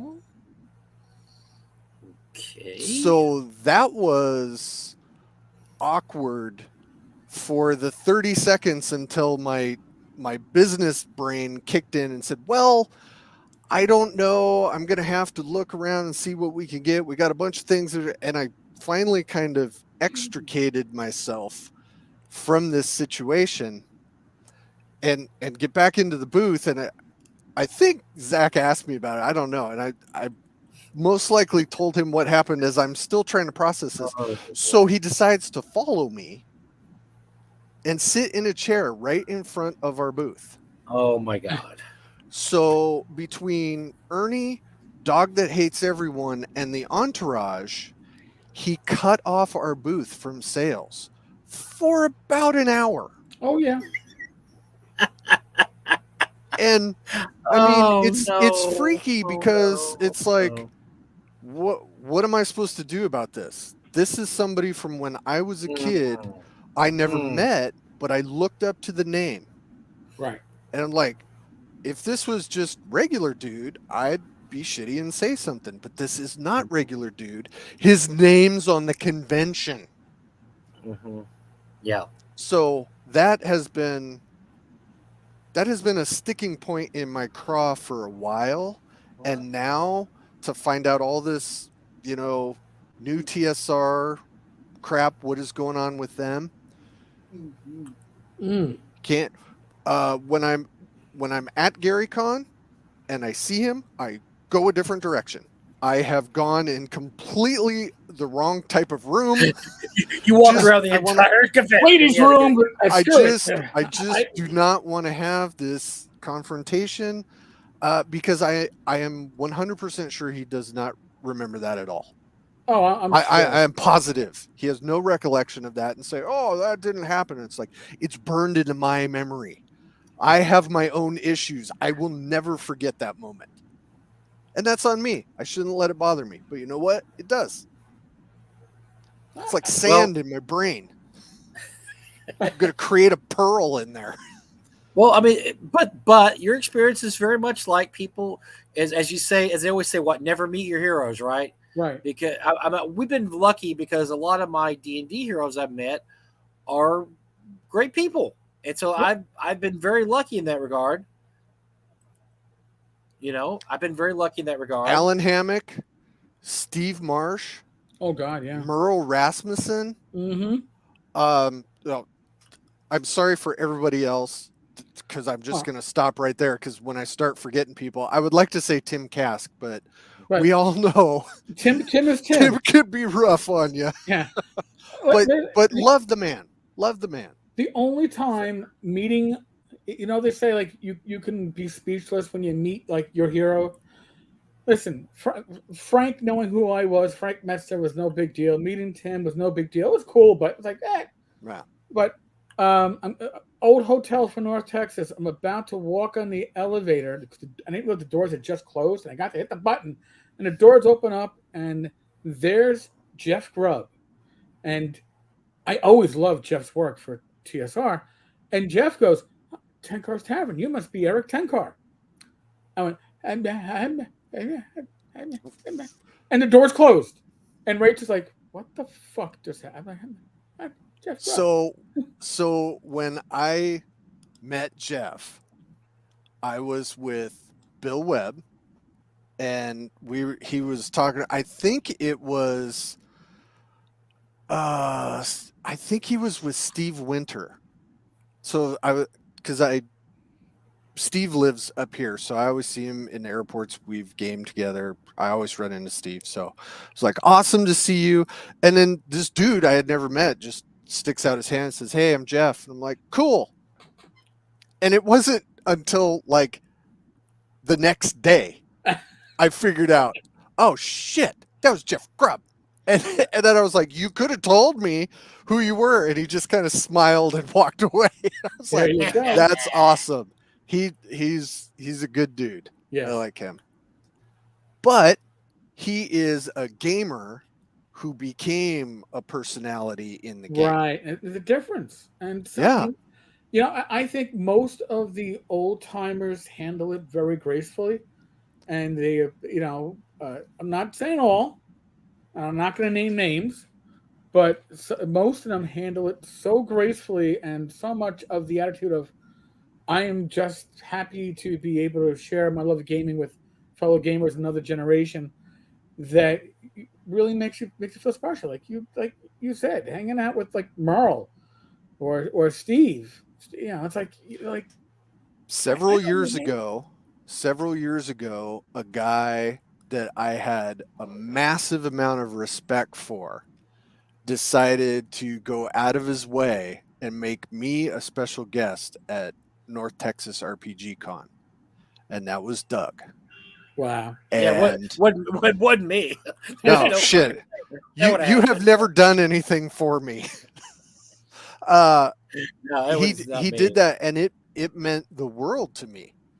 And subsequently, I've been able to be a special guest at conventions, and I have always thought if you are a special guest, you have a responsibility to provide people with a good gaming experience, enrich their gaming somehow, whether it's seminars, giving a talk, which is a seminar, running games, running a booth, being approachable, interacting. Yeah, You can't exactly.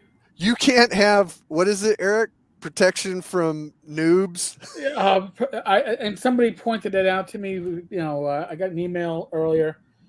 I made a comment about the circle protection, 10-foot radius from geeks, noobs, normals, because from the common, the commoners, because I mean, and that's what Satine had, and to some effect, that's what Ernie had, right?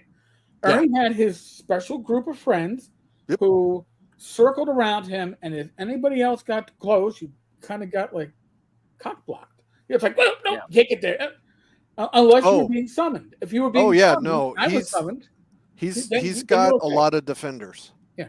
So, and to some extent, so did Satine. I don't know what her future holds. I'm assuming it's going to be less convention appearances, at least in the immediate future. But yeah, I don't know. Time will tell. I do want to mention in her apology that she, probably not the one she did live, but maybe the one she did on Twitter or Instagram or whatever social thing, where she threw Jameson under the bus.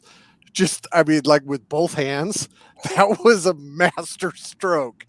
It's like, oh, damn. So divorce papers filed in 3, 2, 1. Like, geez.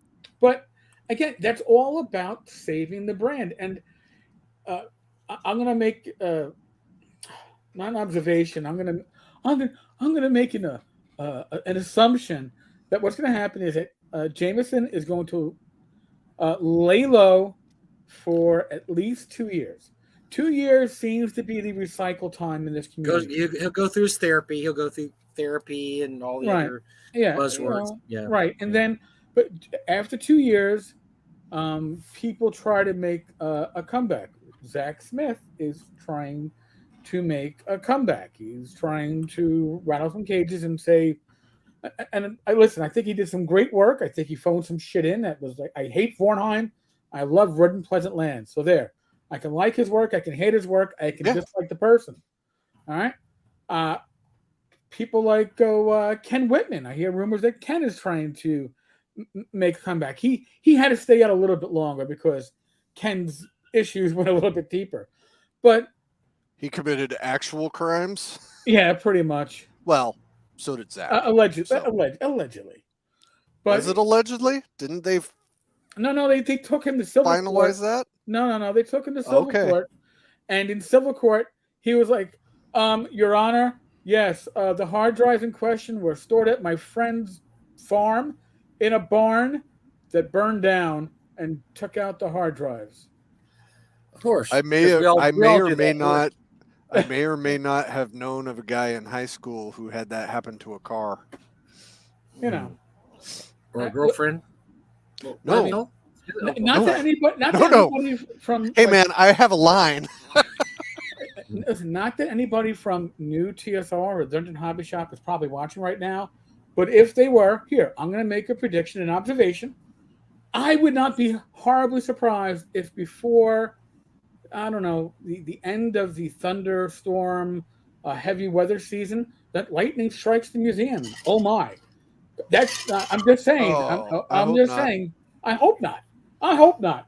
But if it does happen, you can say that I solve a lot of problems for those boys. I looked into the tavern's privy, the 10 cars toilet. I looked deep, and I said, "Hey, this is a possible future."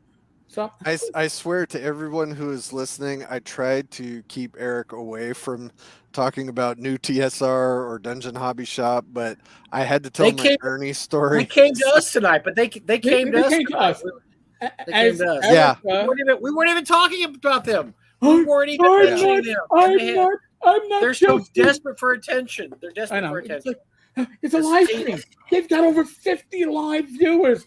This team, Jameson still work. They still work. Eric and Mike away from Mr. Tank Car, pick me, Mr. Tank Car. And Mike and Eric aren't talking about us this week, honey. They're talking about Satine. Satine and Phoenix. Oh my God! That's another gang that has gotten under my skin, just from the professional aspect of being a small publisher and advocating for small publishers. The TSR or Worldsmith or whatever company they are this week, they're fucking it up for some of us, and it's not appreciated. Yeah, but you know what? That a little bit of that. Look, I remember when Zach was doing his Whisper and Venom, and he probably remembers this too. That was when all this stuff came out about Mike Nistel and the Wandering Wizard, and how he ripped everybody off. Oh. And Zach said at the time, and I absolutely agree with him, that cost Zach money because that guy stole 3 Kickstarters money. People were like, well, I'm not going to do another Kickstarter for a while because these guys just all crooks. That cost Zach money. I mean, I know it did because if his Kickstarter had popped a year earlier, it would have made a lot more money because it was a great Kickstarter. It had lots of shit. But at that point, people were backing off the Kickstarter because people like Mike Nistel. They didn't want anything to do with it. I actually got criticism from Kickstarter, the creators, for covering Mike Nistel and Ken Whitman and focusing on their literal grifting on the community. It's like, you shouldn't be doing this because it puts us all in a bad light. I go, well, no. If I don't point out the people that are stealing from the community, those that are actually producing, which I highlight too. I love highlighting new Kickstarters. Folks, by the way, email me at 10cars.tavern@gmail.com if you have a new Kickstarter, it's gaming related. I'm not going to make any guarantees it'll get up on the blog side, but if I don't know about I guarantee you it might not. There's no harm in reaching out. When it comes to adding special guests, we try to get people in timely for Kickstarters. Certain times, like this week, events take place that spell their own agenda, and things have to happen. And then people like Skeeter are a perfect fit. If we were a 3-man team, it would be Skeeter. But then that would kind of throw off the balance, I think, in the long time. I want to address something real quick because I'm just tired of writing this. This has been gone over time and time again. The guy who's in the chat, do we know who St. Cuthbert is? I want to let you know that you don't know what you're talking about. I mean, I'm not just saying this very nicely. You just don't know what you're talking about. I understand where you're coming from. Look, I don't have a lot of respect for Ernie or anything he's done, but yes, he had the money. Eric saw the bank account. I saw it. Yes, he gave. I saw the bank statement. Sorry. Chenault would have not bailed this out if there had been no money in that account. He absolutely would have walked away and said, "See you later." The only reason Chenault and Troll Lord Games came to the rescue of Memorial Tomb was because the money was unspent. I mean, I'm just telling. I mean, I'm like I said, no, I don't mean to say anything mean to you or anything. I'm just saying we've been over this a million times. Ernie, whatever POS he is now, at the time he did not blow the Memorial Tomb money. He had them. It was in a separate business account. Now that's important to note. Yeah. It wasn't a personal account. It was a business account. Well over $90,000 in funds was still there in, I believe it was 2016. That was my first GaryCon. I saw a fresh bank statement from like a month and a half before, so the monies were there. Now, are you? Now, it was shocking. I will say, Eric and I were shocked. No, we thought this money was all gone. We thought there was no possibility there was money left. Hookers and blow was my assumption. Now, at the time it was Drinky Poo. Yeah. Now that being said, I will say, I'm sure monies went to Troll Lords to cover the expenses to print these books. They would not have done it on the arm. Or was the layout likely done on the arm? Did they cover that cost? Likely. Did Ernie leave that Kickstarter with money in his pocket? Everything I've been told is yes. I think so. At least $20,000 supposedly, from multiple sources, went into the Dungeon Hobby Shop TSR entities. And if you looked at Ernie's post, he was spamming everywhere, including this fucking channel. Earlier today, they talk about how we invested money in the museum and in TSR. So, did Ernie leave with money? Most likely. Has Ernie denied leaving with money? Certainly. There And by could the way, be this other is reasons for this is him not a denying it. this is not a defense of Ernie. This is a defense of the truth. I mean, Yeah. look, as much as we would love to throw certain people under the bus, you got to go with what the facts are. Otherwise, you're just making up stories. And, Right. and the facts of the story were there's no evidence that he blew that money on hookers and blow or booze or whatever.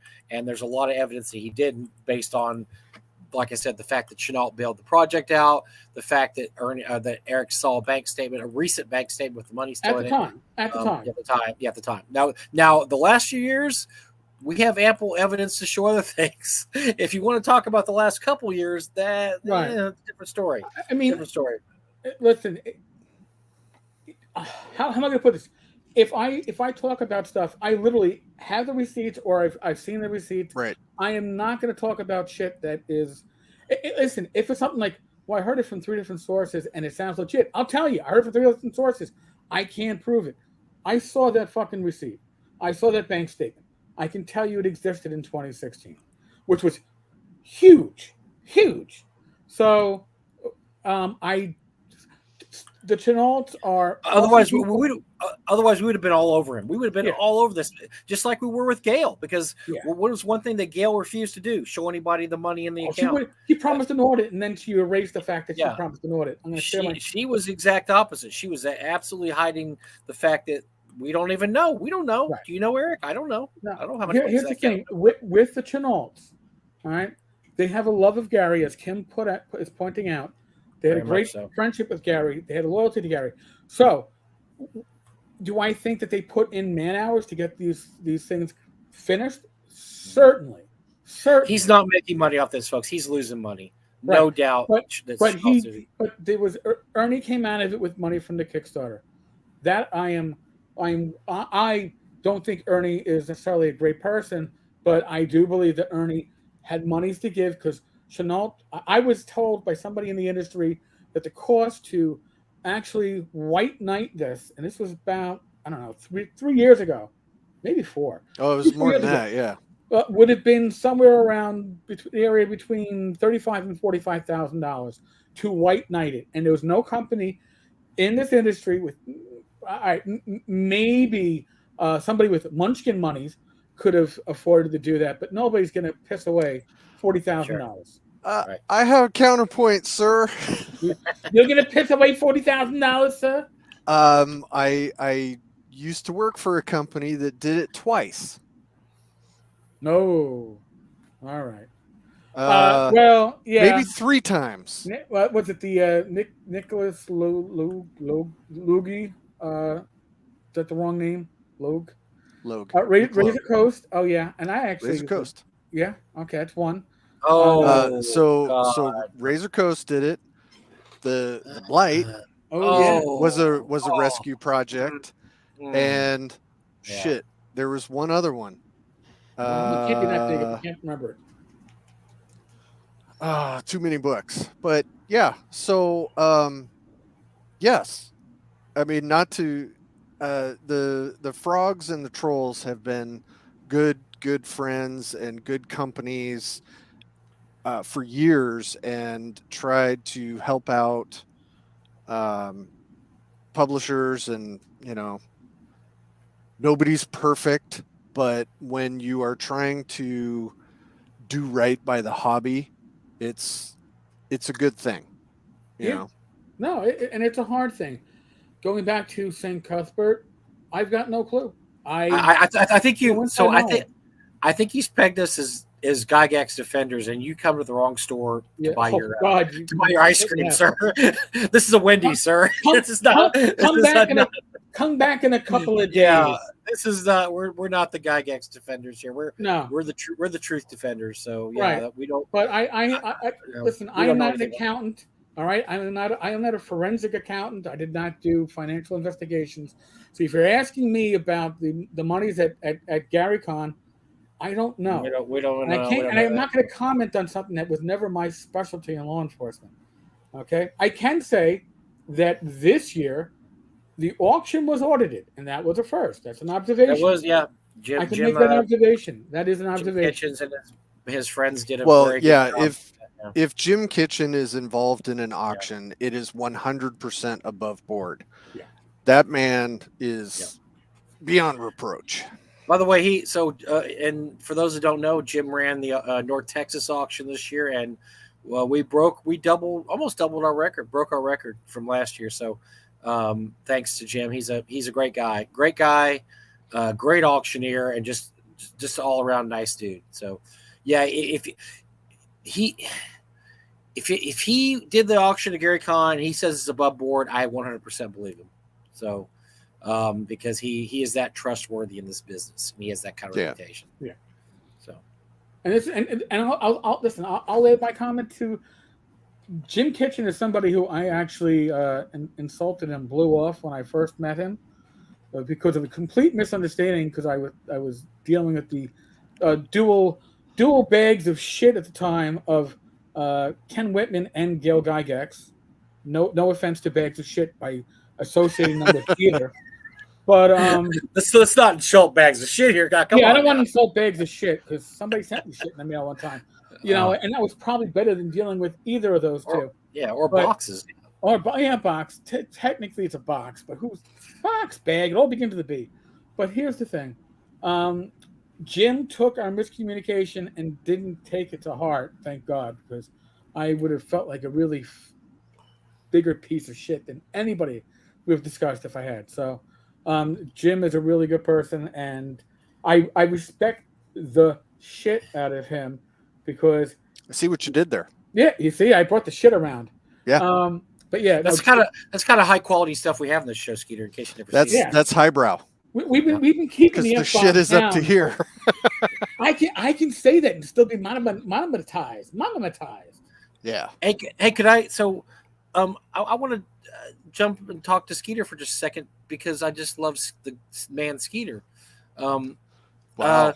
How was North Texas this year? I'm prior to my convention now too. It definitely had its high points and it definitely had its low points. Oh, I don't want to hear the low points. I don't want to hear. Oh no, you don't. No, that is not for this show and not for this time. Okay, well, that sounds like we'll talk about that. Party. Yeah, we'll talk about that at a different time. In the after show green room, is that it wasn't, but nothing. Hopefully that Gary and I did. This was not related to us.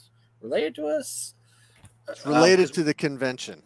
Okay, we had no control of the thermostat. Was that thermostat related? No.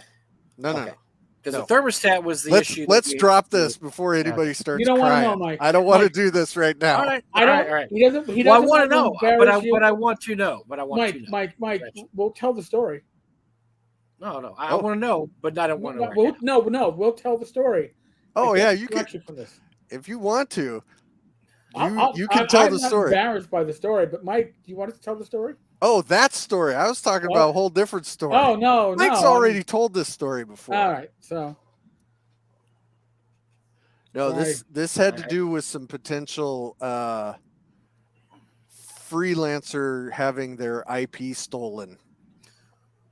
Okay. So I may have heard I don't. This. I don't think we want to talk about this right now. No, I think I heard the edge of this story. So yes, but I would like to get into the story more. Sure. But I just heard the pieces of this. So. Yeah. Now is probably not the time for this. But the Independent Publishers Union had a good show on the whole. From what I hear, as not a representative of the IPU on this show, as I said at the top of the show, I hear they did a great. You've heard it.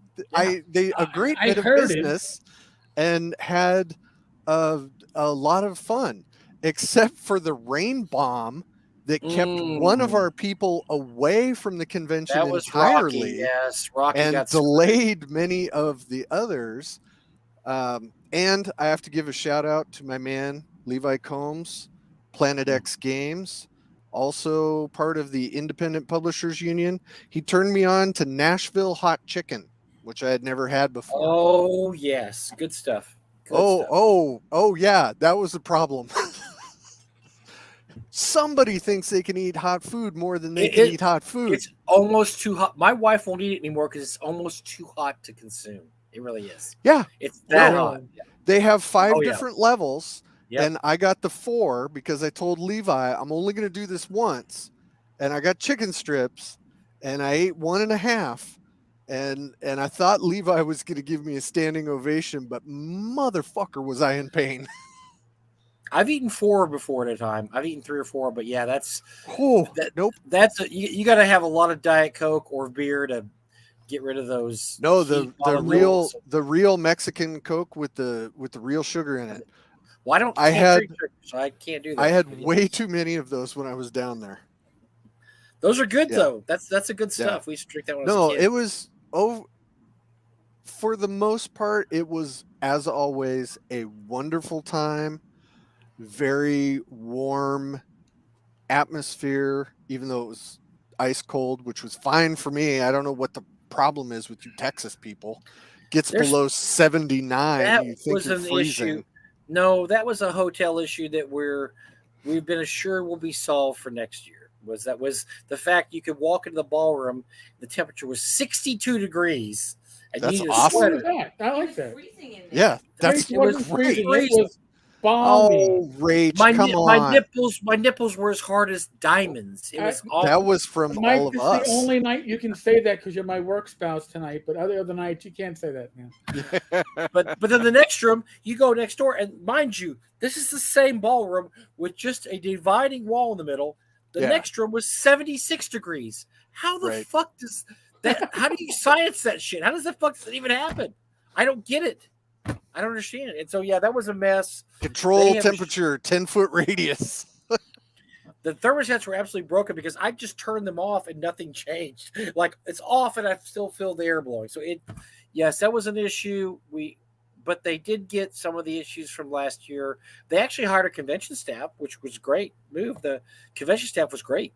They did a great job. We had no complaints about the way they helped us out. But yes, the thermostat was the biggest issue I found. Yeah, I got in at really early in the morning. I got to the hotel at like 6 a.m. and they allowed me to check in, even though early check-in isn't until like 9. But they had a room available. They got me hooked up. I was very appreciative. Yeah, they were really good this year. They were really pretty good. This is for James Bond. Just letting you know. You're right. That's why my nipples are hard. I get to look at this every day when I sit here at my desk. Dorothy. Be author. Oh boy. Be author. He knows where my kinks lie. My kinks lie with the Golden Girls, baby. Yes. Thanks for dropping in, Mr. James Spawn. Now I'm terrified. Well, wait, just now you're terrified? Just now? Yeah, now that filled me up. You have completed me now. Mike, you complete me. You're as bad as some of those freelancers. Just now you realize. Oh man, come on! Some of those freelancers are wonderful, and that's a great thing to tell again. I mean, don't take this Satine and Jameson shit out on everybody who's a freelancer and everybody who has a YouTube channel and who has a Twitch stream. I've been on a number of Twitch streams that are great. Prater's Rejects. I'm in a game that they're streaming now. Well, not now because I'm here with you guys, but I'm on that on Wednesday. For people who know about Critical Role, I mean, it may not be your cup of tea, then don't watch it. But for some people, it is their cup of tea. So let's get some different views in here. It doesn't have to always be, Tolkien adventuring in a Middle European cobblestone city looking for a dungeon. You could branch out and do some, more interesting things. Skeeter, do you need an Estelle Getty Funko Pop to keep you warm at night? Doesn't everyone? True. No, that's very true, Skeeter, and that like we were talking about the thing about Zach, that this hurts a lot of people because immediately all the Facebook things I've seen. Okay, well, yeah, all these influencers are just like this. They're all after a buck. Look, I have seen some of the people. I think some of these people genuinely like D&D. I think Matthew Lillard loves D&D. I've seen his stuff on there. He loves to play D&D. He's a geek guy, happens to be a celebrity, and he plays D&D. I think some of those people are like that. I know Amy Vorpal. Amy Vorpal, she loves to play D&D. I've seen her on all these. She plays D&D. So some of these people are legit. They're legit. Like, I like to play D&D. Yes, if I'm famous, if you're going to invite me to your convention and pay the way, I'm going to come and play D&D. It's awesome. Yes, there is an element. So I will invoke the celebrity Joe Manganiello. Okay, I've heard of him. Yes. Is a celebrity, is a Hollywood actor, producer, I think director. He's got a Netflix show that's like Metal Gods or something like that about these kids in high school that is actually legit great. It is really a good show. He's a gamer. If you've seen any of the pictures of his basement, I've heard of it. He has the huge setup. You don't do that just for a show. No. He could spend his money on literally anything else that he wanted to, but that's his thing, and he enjoys it, and he comes to conventions. And when I was doing the Call of Cthulhu game at Gary Con, one of the players in the game messaged him, and he called another player in the game who was playing an NPC of Joe Manganiello and told him that if he had been playing, he would have rolled better. I mean, he called up just to give that shit in a game, and I was like, that is a straight up gamer move. that is something anybody would call up their buddy and give him shit about it. It was, so that's great. It's fine. Because you are a celebrity doesn't mean you can't have D&D too. That's just ridiculous. No. But some people are so hurt about it. There's an element of scam with some of those people, and because they're people who normally wouldn't be able to get a job otherwise. But don't take it out on all those people. Some of those people are legit. They legit love the game. They legit love to play. And that's what I see. I've been seeing that a lot on Facebook. Is these people are all look? Never say all of something or something, right? It's never all of them.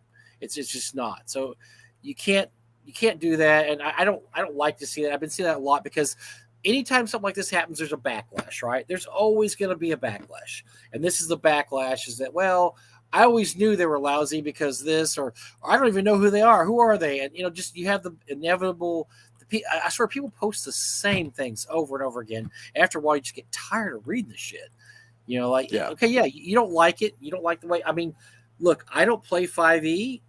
I don't care if people play 5e. It doesn't bother me. Matter of fact, if you want to have a convention that plays 5e, whatever, the same with these people. If you want to have a convention full of cosplay streamers, Zoomers, it doesn't bother me. I don't care.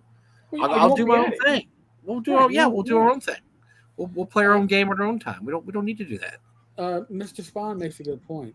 The Phoenix Stone situation surprised no one who was active in the industry as a creative, whether writer, artist, editor, or layout. If you freelance, you hear war stories, or you've lived a few, and that's true. And that's why listen. If you're a freelancer, you find companies like Frog Guy Games. I've heard about Frog Guy Games. They pay right away.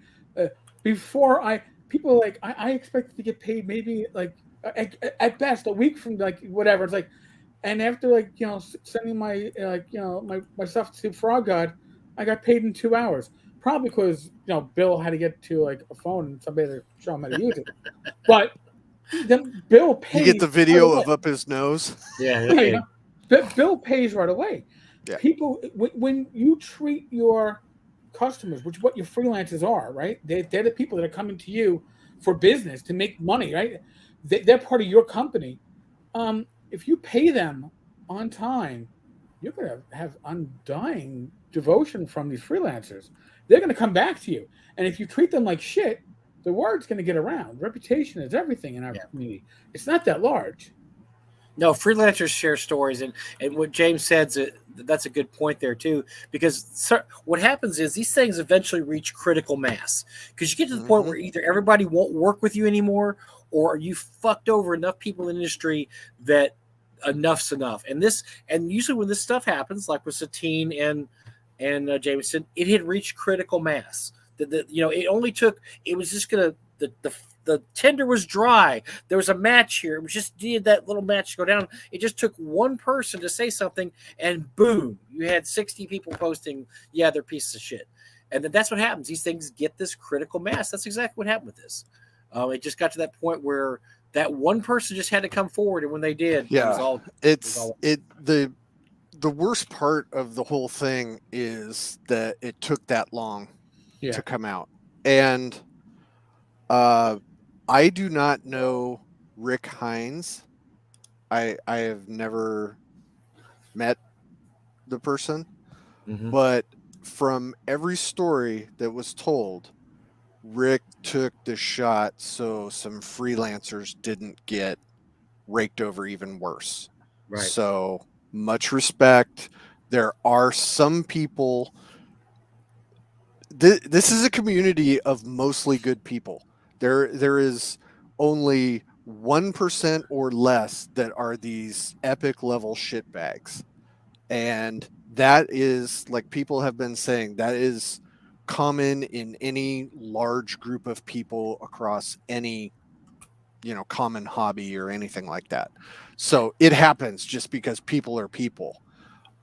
The overwhelming majority of people are very helpful. And even if we don't agree, I mean, sometimes Mike and Eric and I don't agree 100% on things, and it's fine. Jesus, if we all agreed all the time, that would be awful and beige. I mean, it would just be like gross. So you got to have some disagreements, but you have to have a way to communicate when you have to communicate. Things need to be clear. You don't get to come back to somebody who's a professional in a craft and say, oh, now that we're finished, I want a contract, and now I'm going to dictate terms, or I'm going to try and bust your career. That's not acceptable. Well, and I'm very happy it didn't happen. Well, how many of those conversations with Satine and Jameson, I'm sitting there reading going, all he had to do was say this. Why did he say that? Right. All he had to do was say, hey, this work wasn't acceptable. Let's work out something. We'll figure out something. That, I'm just mind-boggling. Yeah. It's about power and perceived power, and I'm better than you. And listen, they say what power corrupts, and absolute power corrupts absolutely. When most people have this regulator built into them, whereas like there's a limit on how much of a douchebag you're going to be to other people. Some people don't have that built in. And once they think they can get away with it, it's like, oh, I can be a douche. Maybe being a douchebag can get me a better deal. Maybe it better be oh man, and they'll be a douchebag over $50. It's in the end going to cost them, I don't know, $500,000 in lost business or more. But it doesn't matter because at the time, being in that position of power is all that matters. It's not many people, but it's enough. I've dealt with them at work. I've dealt with them in real life, in quote real life. I've dealt with them in the community, and they are assholes. Or as Spawn says, to paraphrase Skeeter, asshole ratio is universal. Yeah. Well, we are going to find out something because I have been using this whole show as an experiment. Now, if somehow I get an email tomorrow officially revoking my ability to publish anything in the RPG sphere, we'll know my mouth is bigger than my ass. But you didn't say anything bad about all-in-one shelf of books. But that's the thing.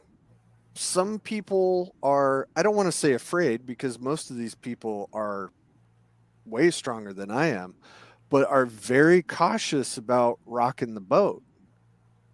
I mean, I think it was a couple of years ago, I lit my boat on fire and naked jumped into the water. So I don't even have a boat to worry about anymore.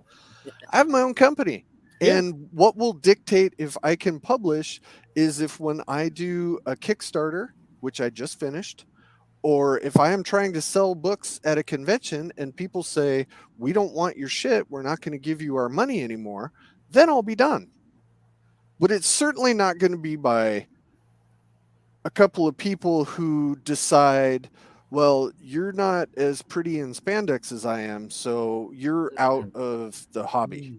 I've seen you as Deadpool, man. You are kind of pretty in spandex. Well, I mean, hey, no, that is just disturbing for me. Yeah, I mean, so here's a great one. James Spawn. How much has James written in the RPG world? Oh my God, he's written for everything and everyone. How many of his books have won awards and accolades of various types? He wrote what? He's wrote for Star Wars. He's wrote for I mean, everything, and he doesn't want he doesn't want to rock the boat. Probably also because James is a very sweet person and doesn't want to cause trouble. I am not concerned about causing trouble. And I have a feeling I'm going to get a message from Mr. Jim Wampler at some point saying, I really wish you would have shut your mouth at this particular point. What? No, Jim talks me down off of a lot of rants. So, but this one, this was very important because this is what we do seminars about, is trying to get people to avoid getting caught up in this shit. I think that was good. And personally, I think that you did very well today, and were very well behaved. Oh yeah. And the other half of Goddamn It, Zach, should be very happy with you. He's already gone. Zach's probably already doing something else. Zach doesn't care about Skeeter. He doesn't care. He's got. Sorry, Skeeter. Sorry, Skeeter. No, he lets me go sometimes. He doesn't worry. He doesn't mother hen me some nights when I'm with you guys. Well, there you go. And James makes a very important point too. RPG writing helps feed my kids to keep my mouth shut because pride is worth less than their welfare. And that, God bless. I mean, listen, there's a reason why people like Mike and I can say what we say, talk. I want to say truth to power, because in this industry, nobody really has all that much power. But we're retired. What are you gonna? Are you gonna unperson me, and I can't work in the industry? I self-publish, so that's fine. Oh, what are you gonna? Are you gonna tell people not to what to unfriend me on Facebook? It happened before. Whatever. Please. Yeah. Please, I want to stop seeing some of the things I see. Yes. Oh yeah. You can't be friends with me and be friends with Tenka. You can't. I forgot about that. Yeah, I remember that. There were a couple of those. I remember that. My favorite. I lost 2 friends, and the other person lost all 50. I want to watch your friends list to make sure you only have the right friends. You can't have other friends. So. It's all crock of shit. I have a humdrum background because I was trying to make Eric feel some nostalgia. I was going to spin around and put my hands up on the wall. I never wanted people to have their hands against the wall because they put them in a position where they could push off the wall. I wanted them to stand facing the wall, but hands up, because once you're on the wall, you've got leverage. So I didn't want that shit. Sorry. Just saying. Plus, we're on a video feed, so not a huge threat to you. Theoretically, if I could push him through into the wall, he'd go right through it.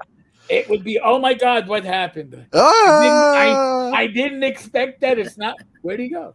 I can't find the Skeeter anymore. I lost my Skeeter. I'll look in my pants. Sorry. Noah, yes, it was. It was absolutely just a marketing buzz expense. Nope, there it is. There you go. All right. I was there. So, yeah. And think about it. Really, and we've kind of touched on it. We've tapped around it. But when you go to a convention, is that what you, as a convention goer, wants to see? I mean, because personally, for me, I'm not going for oh wait, we're gonna have a fantasy wedding that really doesn't mean shit because they've been married for a year prior, and any normal socialization I might be doing with my friends or other people is going to have to revolve around this bullshit event. Right. I mean, that's just my take on it. Now, if you're the one running the convention and they're plopping down a nice profit for you to do it, I understand why you did it, but it doesn't make your convention goers necessarily happy. All right? But there's a balance. North Texas RPG Con looks to make the books balance. It's not looking to make a profit. But if you're running a convention to make a profit, your books balance differently than a con that isn't looking for that. Well, we have a policy at the con. I mean, we have a couple policies regarding this. First of all, if you're a special guest, you have to run events. You can't just be special. Or appear if you appear at seminars, or do the artists get together. You have to do something. And the other thing, and this is very important to Doug and I, the minute we form the convention is we don't have VIPs, we don't have VIGs. Everybody is accessible, and that was a big thing that we strive for. We could make a lot of money. Believe me, we could make a lot of money if we had a second tier. If we go easy, Tiger. You're not making any more money. Oh yeah, we could make a lot of money. And we don't do that. Yes, that was part of Doug's dream, was not to have a special tier. Everybody should be able to sit down for breakfast, and there's Skeeter, and and there's Alan Hammock, and there's Larry Elmore, or whatever, and whoa, what the hell just happened? Oh my God. Right.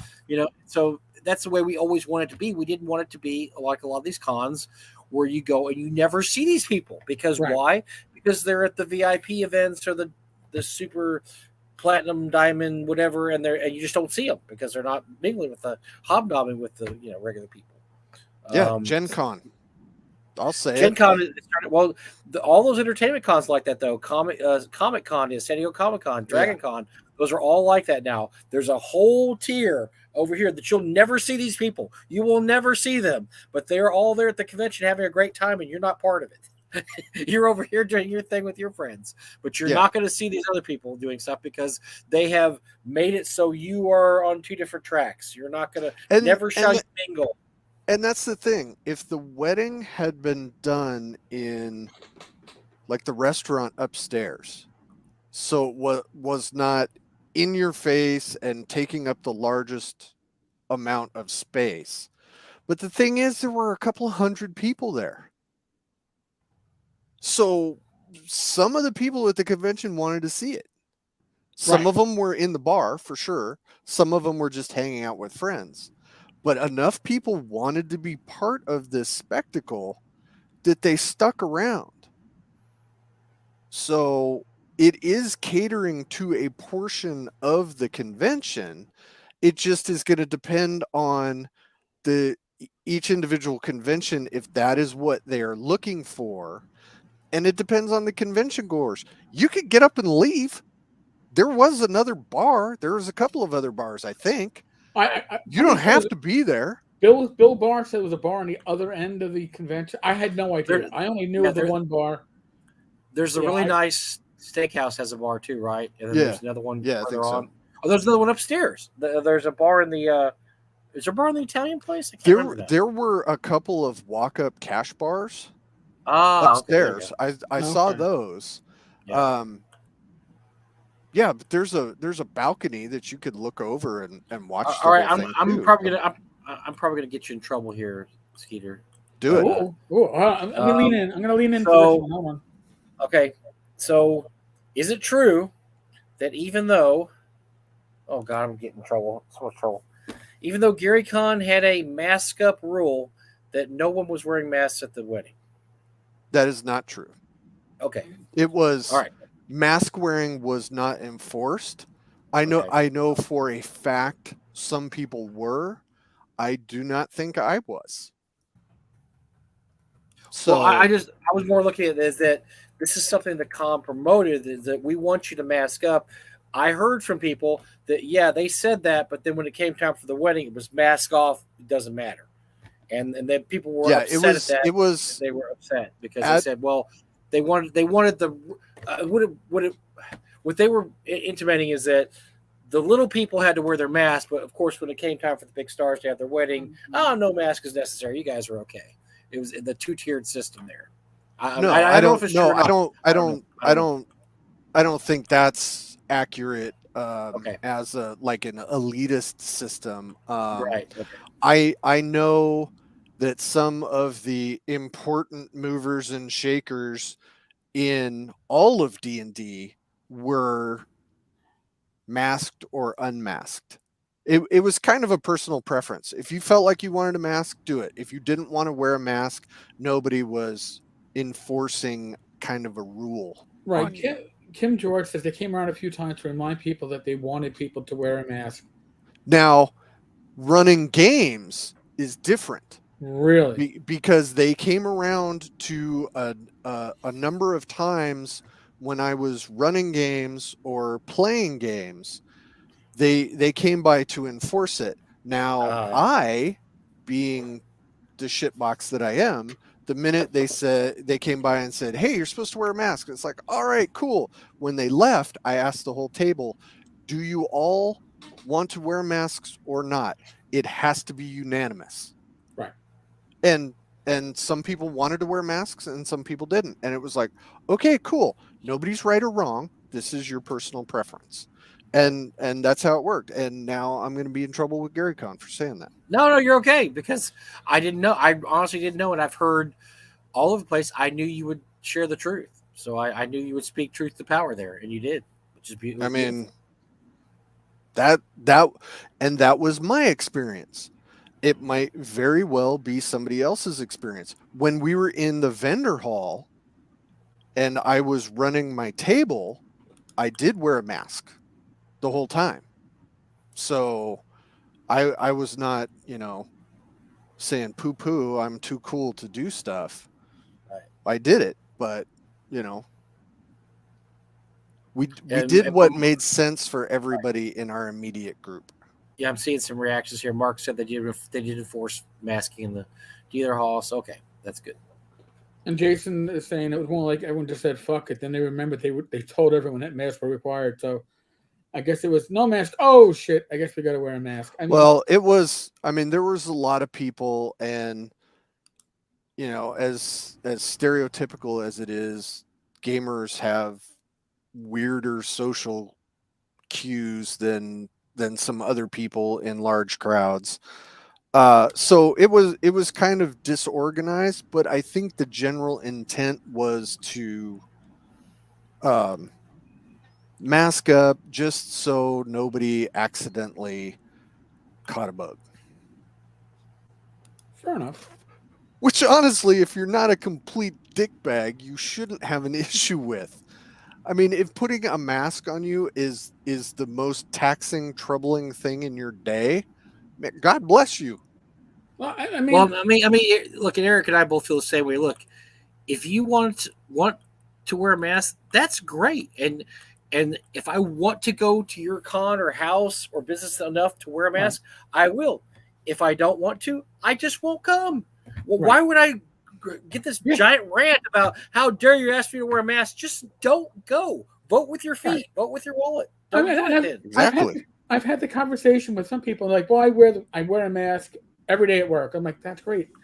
I don't work. I'm retired.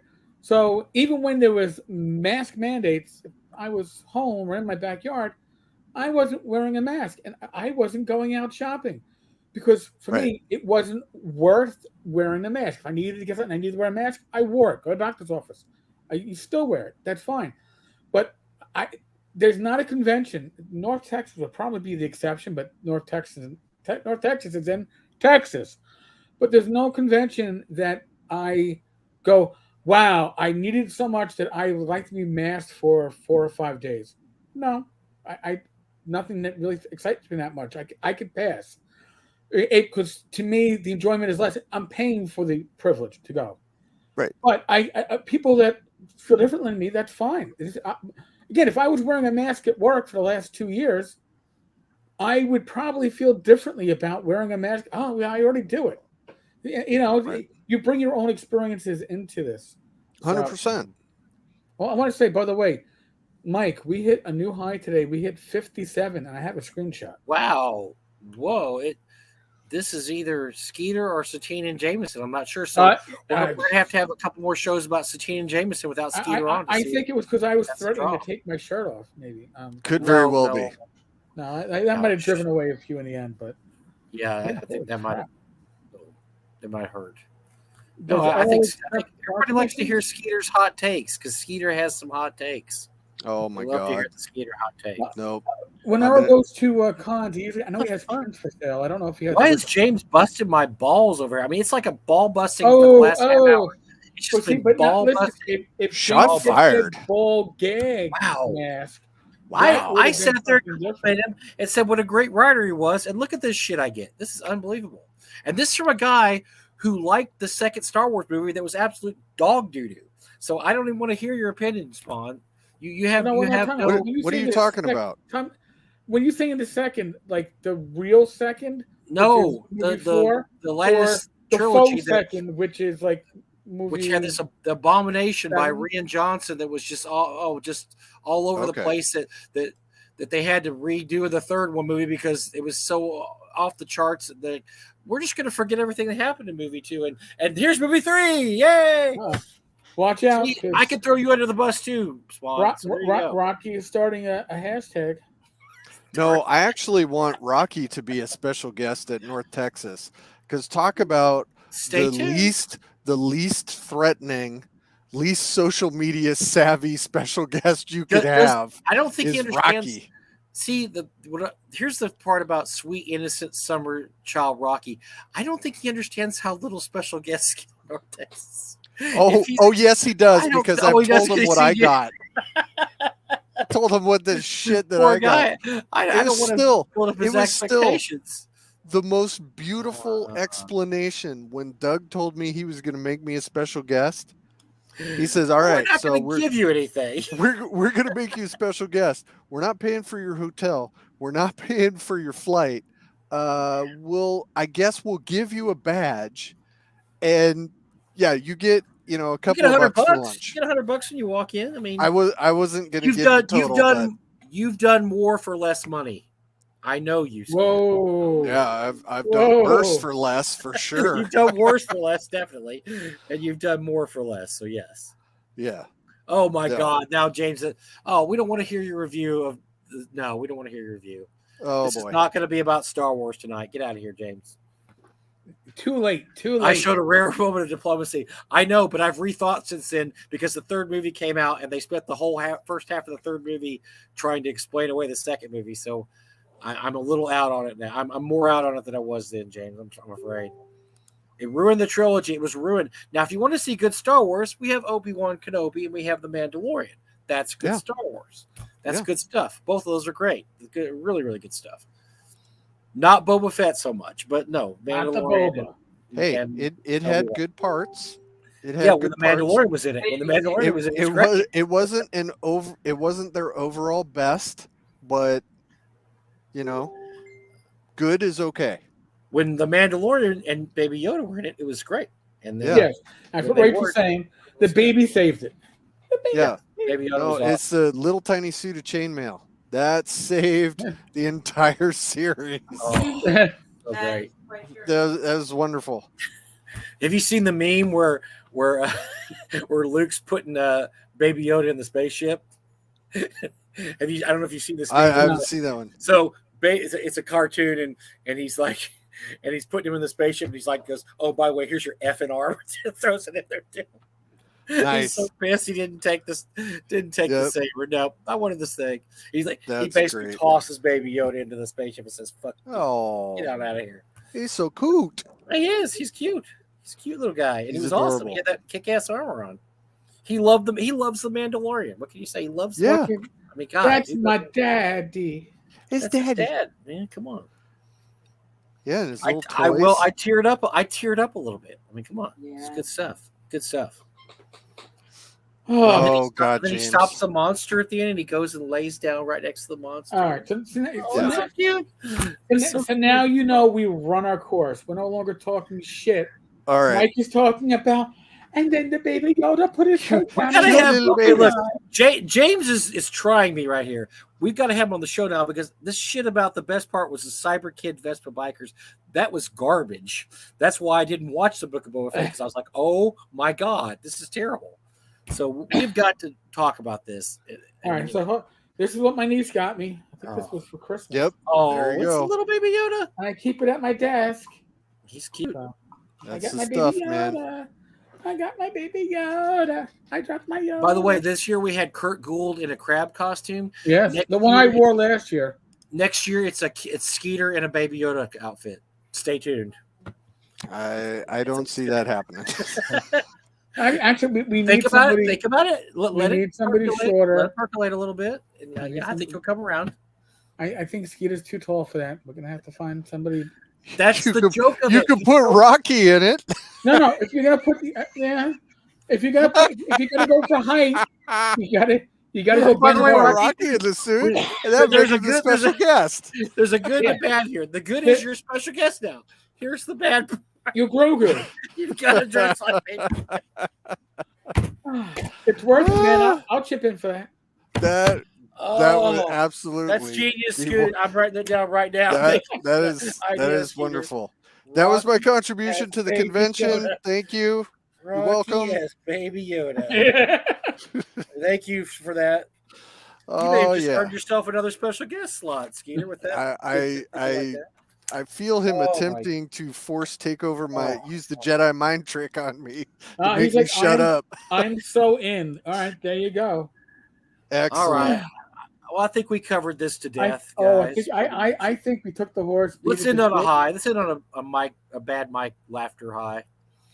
Oh Because god. I'm crying. Now I'm crying. I was No, crying. that was good though. Oh. That was spot on. Again, we hit for this channel an all-time high of 57 concurrent live viewers, and that likely included at the time Justin and or his wife. Yes, and his wife. That's awesome. Thanks for tuning in, So, guys. I appreciate who's My milkshake brings all the boys to the yard. it. Yeah. It brought them all. It brought every one of them.